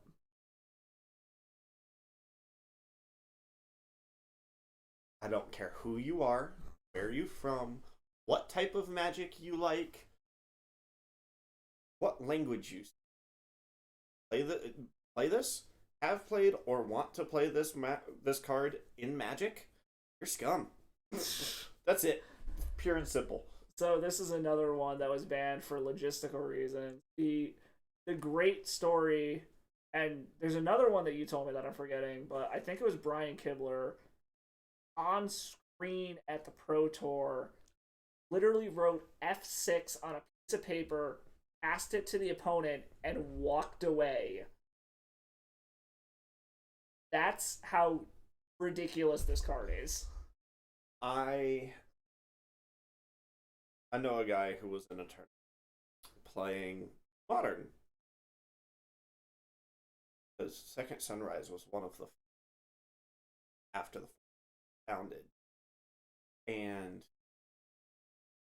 called a judge while playing against Second Sunrise, and went, I need to go use the restroom. I don't have any responses to what my opponent's doing. I don't care about what's going on. He got up and he walked away, and he went to the restroom, and then he went and got food and ate his food, and then went back to the table. The only thing that had changed when he got up and walked away, the number of actions that his opponent took. His opponent didn't even. This is another one of those non-deterministic combos that you can't just scoop because there is a very real fizzle rate. But you're talking easily 15 plus minute turns. And we're not saying... No, that's low. I'm just saying easily. But you're talking turns that take fucking forever. And I'm not talking about shit like on Magic Online where you establish an infinite combo and in paper you could just shortcut it and say, like, this is what I'm doing, pick a number. This is, in paper, you have to take all of these actions. There is no way to shortcut this. Unless you and your opponent come to an agreement on certain things, but... Oh! Yes, no. This card needs to stay gone. It is one of the only cards I will say, yes, problematic. But it's because of logistical reasons, not because of unfun. And you can't even call slow playing on your opponent to try and get... Because they are making game actions. And most of the people who played Cheerios Second Sunrise played it at such a speed that it's hard to follow. But no. Goodbye. Yep, keep it, man. What do we got next? Sensei's Divining Top. Keep it banned. Fuck this card. Cry baby. Oh my god. So. Cry baby. I never played against this in Modern. I didn't either. Playing against this in Legacy Miracles. Oh my god. Talk about slow play. End of turn. Activate top. Look at the top 3 cards. Figure out how you want to put them. Untap. Activate top in your upkeep, even though nothing fucking changed. Do it again. Oh my god. This was such a... Just let me play Miracles in Modern. I mean, whatever. I had no problem with Miracles as a deck. I had problems with what this fucking card did and how long it took to resolve stuff. Like, you think Modern players taking a while to figure out how to play Brainstorm? This is 1,000 times worse. Oh, I know. This is I just want it for me. This is every round of every tournament going to time if any one person has this card in their deck. You think I would do that? Yes. Really? I know that you would think hard enough about these decisions. I know you can resolve them quickly enough, but I still think you would be like, okay, anytime your opponent does something that changes the game whatsoever, okay, I gotta figure out what I need to do. Fair. Still want to play. That's funny. Have fun. I think keep this card banned. Keep it banned in fucking Legacy. Like, this card is just miserable to play against as far as time is concerned. It's fair. And again, like, it's whatever. I don't mind the play style. I mind the fact that it makes games take at least twice as long. Yes, I'm laughing. I think we have officially dog. Well, we will agree to disagree on this one. Okay. And like, I'm not even gonna sit back. Fast mana. Yep. I want it, you don't. Agreed. It's all or nothing. If you're gonna unban any of it, unban all of it. If you're gonna keep any ban, So, not much to say about Simeon's guide. That being said, I am a little disappointed that, like, red prison decks died along with this thing. They needed the mana acceleration to really be able to do it. Oh. He doesn't like licks. He doesn't like kisses. Really? Kick you off the couch. There you go. Got it. Yeah. Alright. Next one. Skull Clamp. We have enough filter and draw in the format that this is not going to be. I was gonna say, like, considering where we are at the format, I don't see this as a problem. Token decks don't exist. Small creature decks care that their creatures stay on the battlefield. Like, what are you gonna do? Attach this to your young Pyromancer tokens? Right. Like, Or Monastery Mentor that doesn't see play. oh my boy. Or, but yeah, like, I don't see a problem with this card. A lot of people think it's like some boogeyman that you're gonna like machine gun down your team, draw a bunch of cards, but it's like, Look up Cobblade. I've heard of it, I've never seen it played. Videos. Cobblade. I don't know. I don't think it'll be a problem. It was a standard. Yeah, I know. It Okay. got Jace and Stoneforge Mystic banned in stand. Okay, but again, And it never got banned. these style decks don't exist in, I don't. and I don't think they would just because this becomes unbanned. I think they could. I think there's better card advantage engines. I don't disagree with you. So, I mean, like, the only deck I could think of right off the bat that would slot this would be like Doctor Foundry. The only deck I could think of that would want this. Oh, faster to find Faster to churn through your deck. Sword of the Meek. Yeah. Fair. Or you could theoretically draw infinite. Yes. If you get the Sword of the Meek combo, because what? Sword of the Meek is +1/+0. So you can still tap your Thopter for the mana with Urza out, attach this, kill it, draw a card. I think it's +1. Is it +1/+1? I don't remember, but like the Thopter Foundry combo deck is the only deck that I can think of that would even actively want this card. +1/+2. Oh, okay. So even then, you can't go infinite with it. Couldn't even draw cards with it. Yeah. But it's the only deck I can think of that would want it because it produces so many Thopters. Like, you could theoretically do the Thopter combo and then the next turn use the mana to machine gun down your Thopters and draw a bunch of cards if you haven't won the game already at that point. Which, if you've already popped off the combo, why have you not won the game? So, Give it to us. I agree. It's not a problem. 100% agreed. Ooh. Oh boy, Splinter Twin. The turn 3 format anyway. I agree. My only concern is that this deck has gotten so much over the past few years. That being said, I don't know if it's enough to get over the top. Is it enough to break you off a Murktide? That's what I'm saying. Like, you get Force, you get Subtlety, you get Fury. Like, you get a bunch of the free spells that they've printed over the past 2 Modern Horizons sets. But is it enough to make this more attractive than Murktide? Is it enough to make this problematic? Will it make it better? Yes, 100%. But will it make it better enough that it's even? Because again, as you said, it's still a turn 4 combo at the absolute. It's a creature-based combo. Solitude is a thing now. Like, tapping your opponent out does not guarantee that you're safe anymore the way that it used to. Because that was the whole thing with this deck. It's like, oh, I'm going to Pestermite or I'm going to Deceiver Exarch on your end step, tap down your only open mana. I'm free to combo now.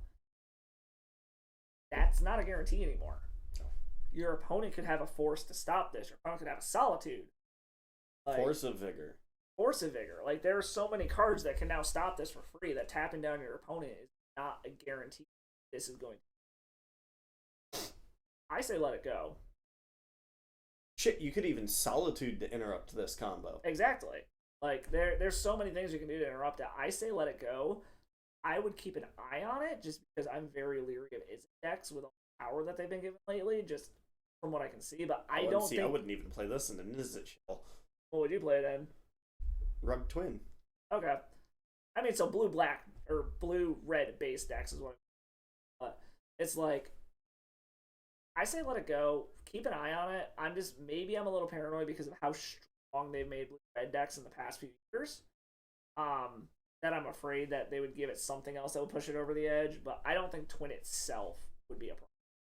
It would be some other thing that they just gave the Izzet shells and the problem, not Twin.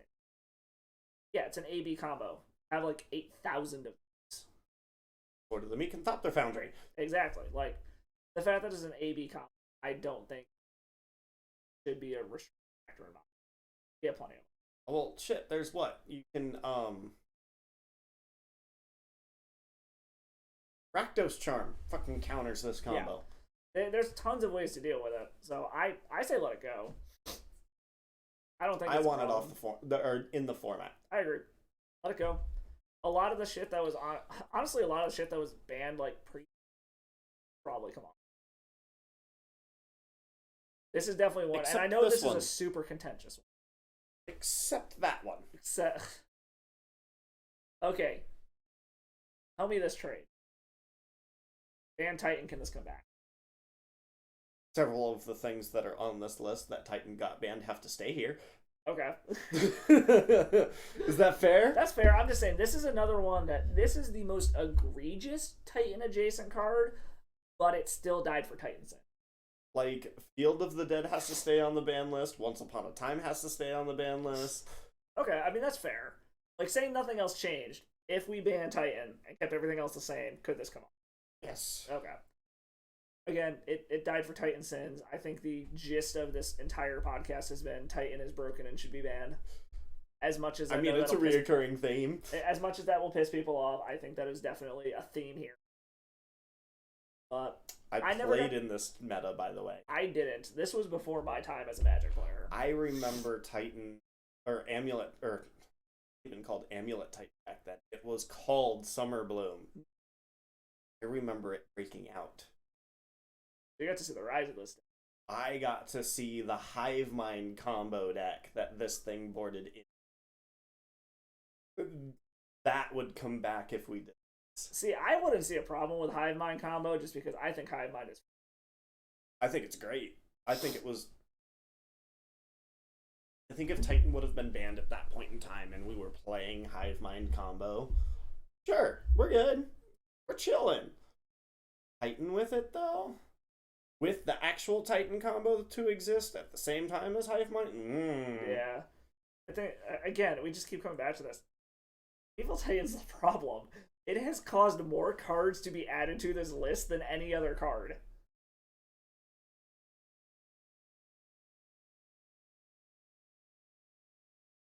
KCI's up there.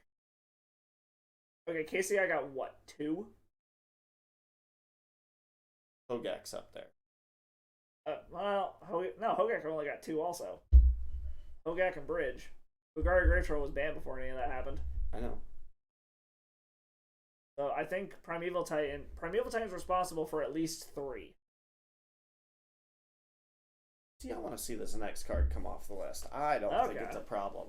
So we agree this needs to be banned. Let's see what this next one is. Tybalt's Trickery. I actually have to read the fucking card. It got banned so fast that I barely saw. So it is counter target spell. Choose 1, 2, or 3 at random. Its controller mills that many cards, then exiles cards from the top of their library until they exile a non-land card with a different name than that spell.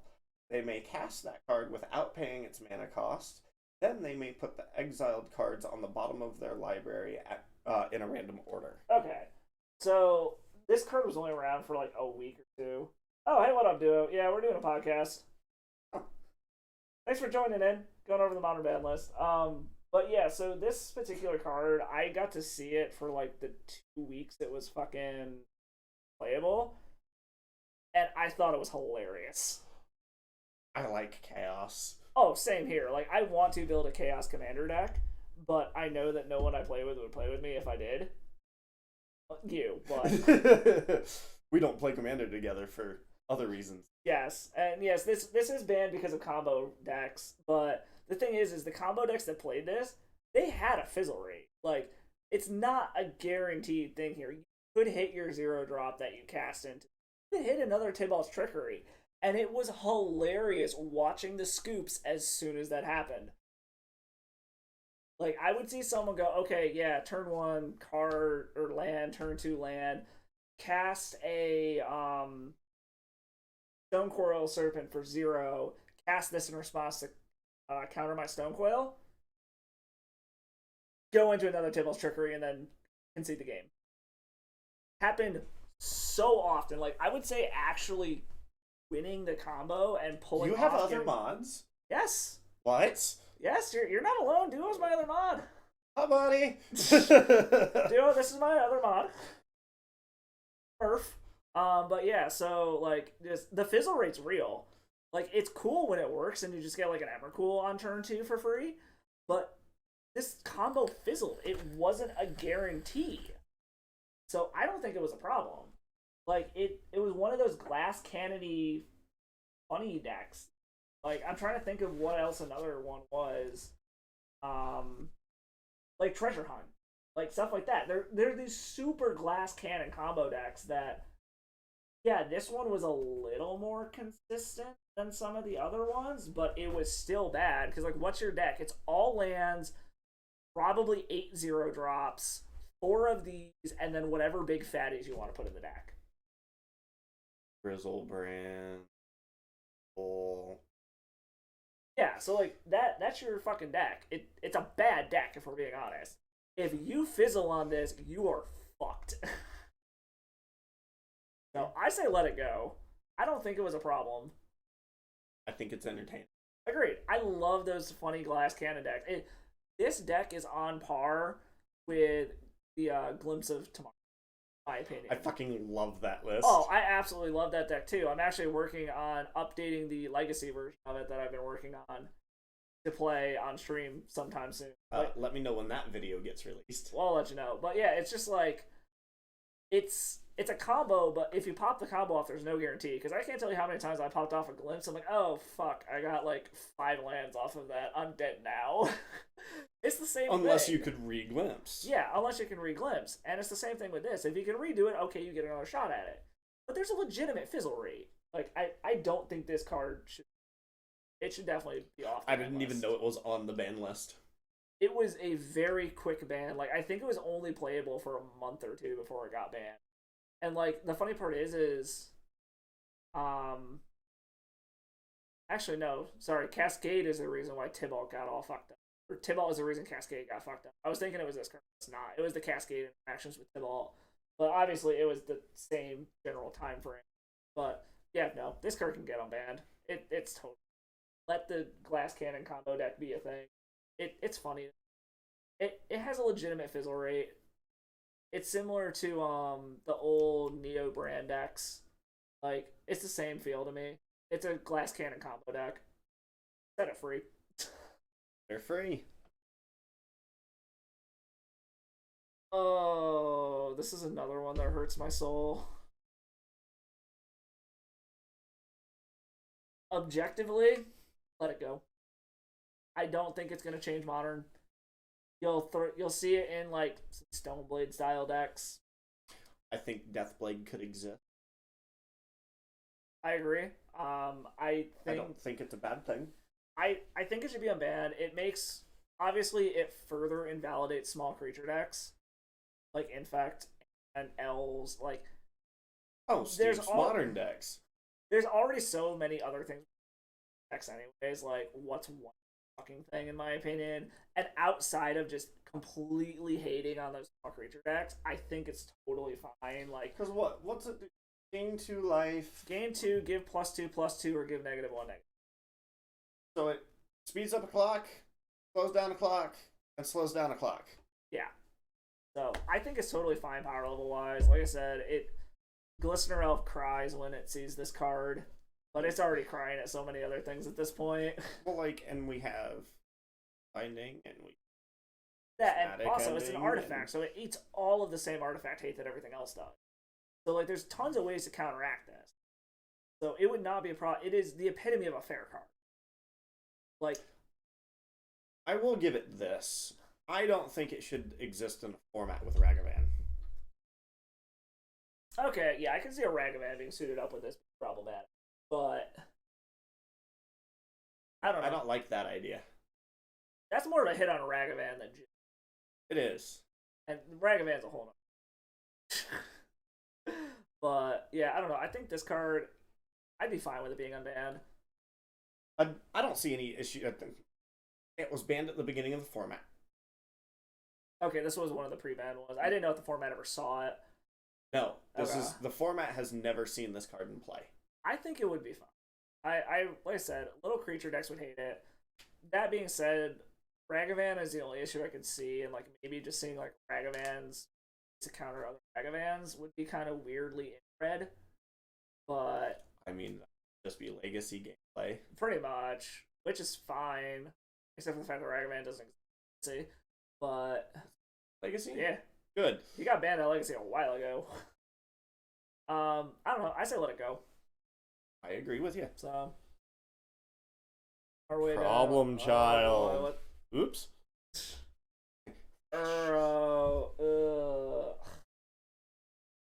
I love this card design. I really do. I think his escape cost should be 5. Or isn't his escape cost 5? No. Oh, sorry. I'm thinking the number of cards, not the mana cost. So I think this card, the reason it was so egregious was Astrolabe. Astrolabe is why this card was so egregious. Without Astrolabe, I think it might be okay. I think if we could do one of two things here. If we could alchemy text a real card, just for mana costs. You know you're going to hell for saying that now, right? Yep, I know. I don't care. You want to alchemy a real card? You said those forbidden words, man. Fuck. Hey, we've been talking controversy all day. True. If we could alchemy this into having either one more in the escape cost or one more on its actual cost, I think it would slow it down enough. Okay. So, like I said, is having seen this and seeing what it can do, I think in Modern, with Astrolabe being gone, it would be good but powerful. My problem is the decks that would just instantly going in money. Yeah. It's already going to go into these value engine style decks. So I would hate to see those decks get better, but I think individual in a vacuum, power wise, without Astro, I think this double is a real restriction. It is. I mean, granted, with Triomes, it's a little bit easier, but the fact that you can't astrolabe this thing and be completely immune to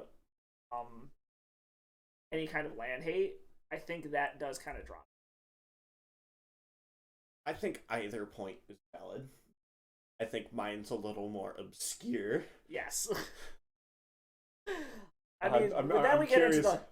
Yeah, I'm curious what Duo has to say about my comment. Yeah, and anyone else who ends up watching this. Like, let us know what you think about bringing alchemy to real life. That being said, if we could bring alchemy to real life, holy shit, dude, bringing the Davriel's Withering combo into the real world, I would love that. It was an infinite self-sacrifice combo that dealt with perpetually giving something -1/-1, so that its toughness was always 0. So that as soon as it was basically reviving Revelark, using it to revive itself, but instantly dying and bringing itself back to drain your Massacre. Dude, that deck was fun as fuck. But yeah, I don't know.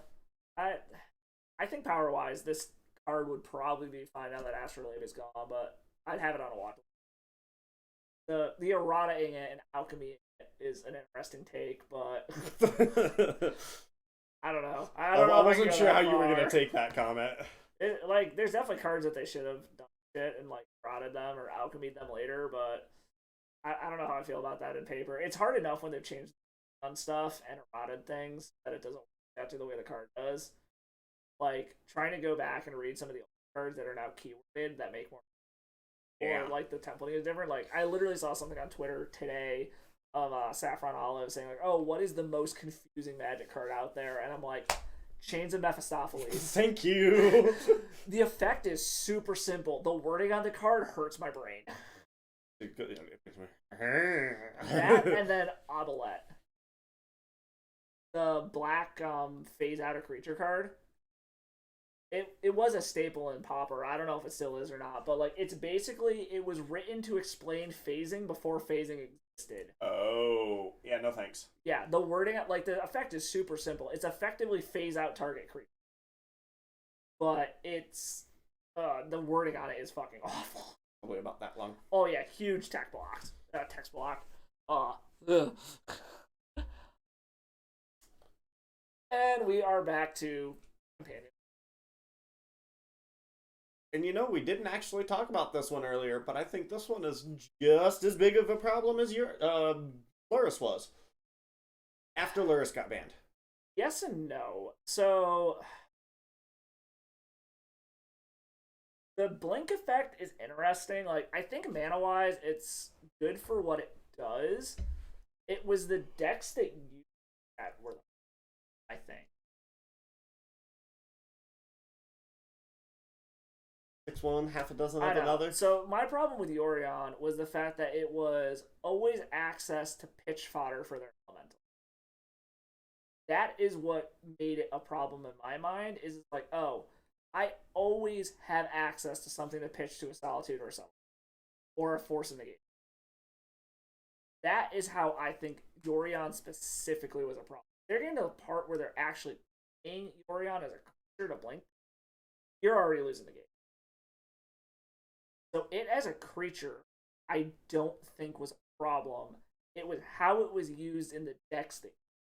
That's fair. I want it to stay where it's at. I agree. I think it needs to stay banned because of that. But, like, and I'm gonna... Controversial comments. Ready? Yep. Ban the mechanic. I can get with that. The Not other ones the are cards, the mechanic. yes, so that you can't have them used as companions. They can be in your deck. Completely errata the mechanic out of I could get behind the that. game. I could get behind that.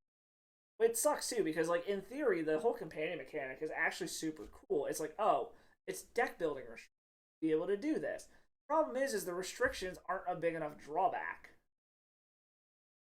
Like, that's what it was. Is like the restrictions they put on these cards for the effect you get from the card is not imbalanced. The restrictions are way too low. It's why Lutri was insta-banned.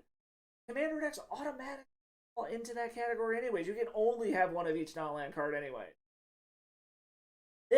So here's the one thing that I will say. Not necessarily true. Sure, you can pack rat shit. Shadow Apostle? Yeah, Shadowborn Apostle, pack rat, persistent petitioners, Nazgul, you can have 9 of them, 7 doors, you can have 7. There's a few cards. Fine, you got me there. And here's my controversial comment on Orion, and I've gotten so much flack for this. And I don't care because I still stand by it. One and only good thing that came from it got people to experiment with other size decks. And people are like, oh no, the 80 card decks are objectively worse. Okay, here's my challenge here. Play the Yorion deck without Yorion. Does it still function? Yes. Is it still a very strong deck? Yes. Because you have redundant effects in it. You can have, my personal opinion, you can have a deck with more than 60 cards be completely functional as long as you have redundant enough effects. We have a non-countering counterspell in Modern now. Yes, we do. Brief? Yep. Yo. So, Sorry, my brain just went, hey, wait, hold on a second. What? Side note. But no, that, like, a ton of people give me flack about that. They're like, no, like, it's objectively worse. It's like... Well, and, like, the only argument besides that point is Battle of Wits. Yeah. But that's a joke anyway. That's a joke of a deck. But that being said, like, it showed that you could have a consistent and powerful deck with more than 60 cards, and it's still fucking consistent. Like, how often were you seeing these Yorion decks fizzle out, not draw what they need to? You put enough cantrips, you put enough tutors, you put enough redundant effects in your deck, you can have more than 60 cards and still be consistent. There's only one variant of Yorion that was having those. What version? D&T. Yes. But that's also because D&T doesn't have card draw. And even then, there's a reason why you're seeing Legacy Yorion D&T fall off of the radar too, and it's going back to the 60 card. Because a mono white deck just doesn't have card selection. Have the card draw, be able to hit things. You're playing these 4-color Yorion piles you see in Legacy, or you're playing the 4-color money pile Yorion that you see in Modern. You have so much card draw that it doesn't matter that you're in a deck. And the only time that you can really push an 80 card fucking 60 or 80? 80. It was a minimum of 20 more than. So 80. All right. Is when you move into blue-white taxes. Yep. And that's a whole different monster. Yeah, agreed. But like I said, as much as this card should stay banned, the whole mechanic needs to go. That's the one good thing I will say is it's got people experimenting with Big larger decks. deck sizes to be able to fit more stuff in them. And like I said, those decks, you can still play those decks with the Orion being banned, and they would be way worse. I guarantee you'd still see them top 8 events. It's just people are stuck in their ways. And this is true of any hobby. Old heads are stuck in their ways and they're not willing to adapt to change. 60 has always been the thing because it's the minimum. It's mathematically the most consistent. But this showed that it's possible you still have consistency with other deck sizes. And now I will get torn apart. Go ahead. That is my only thing I will say about Yorion is that it showed that you could have more than 60 and it was still. And I believe that actually brings us to the end of our ban list here. It does. This was actually a lot of fun, though. It was a blast getting to talk about this, having our back and forth. A lot of opinions, a lot of discussion here. A lot of controversy. Yep, a lot. Hopefully y'all enjoyed it. Y'all who are catching this, well, duo, live, if you want to throw out any ideas. Anyone catching this on YouTube, leave your thoughts in the comments and everything. We're going to try to do this at least a few more times here. We know that we're going to do the Legacy ban list, and we're going to do the Commander ban list. At least. And then, obviously, if any banners come up, we'll have episodes. Maybe we'll tackle Vintage, but it will be one card. No. There's absolutely no reason to talk Shortest about podcast Vintage. ever. Zerda's banned. Why? Because it's broken. Cool. Agreed. There we go. You did the fucking Vintage one as a bonus already. But yeah, so hopefully. Hold on, you can even put that as a YouTube short. Vintage van list. Zerda, busted. Got it. Stay on. Awesome. But hopefully y'all like what you saw. We'll try another bourbon next time. We'll see. And if you haven't already, go ahead, stop by Murph's Twitch, drop him a follow. I know you don't stream too often anymore, but whenever you happen to, stop by, check him out. I know you do a lot of Apex stuff now, not quite as much Magic. But yeah, there you go. That guys. This guy. And then obviously I stream Tuesdays, Thursdays, 4 p.m. Central, other random days when I have time. Also check out the YouTube for other random videos that I drop. This one will be going up there. All the past streams, direct to YouTube videos as well. I did just release a Boros Bomberman video fairly recently, and then my 4th of July stream just went up yesterday. And y'all can... What'd you play? A Delver.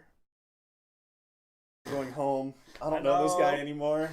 It hurt my soul. I couldn't find a Jeskai combo. Like, a legitimate Jeskai combo deck. There were a bunch of red-blue ones that, like, Just play fucking cat combo. And Legacy? Just do it! Fine, I got a challenge for next year. I will play Jeskai cat combo and Legacy next year for the 4th of July. That being said, I still stand by the fact that Delver is a cheat code. Like, I had no reason to be able to pull a 3-2 with that deck when I had no fucking idea what I was doing. I was playing an objective... Well, I know what's even better? What? You can play Delver and the cat combo.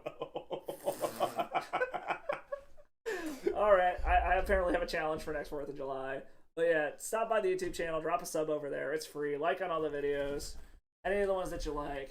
On that note, with our spastic dog here chasing the dragons, that brings us to the end of our first episode of Bourbon and Bans. Hopefully y'all enjoyed it. We had a good time. And I guess we'll catch you guys next time. Peace out. Salty.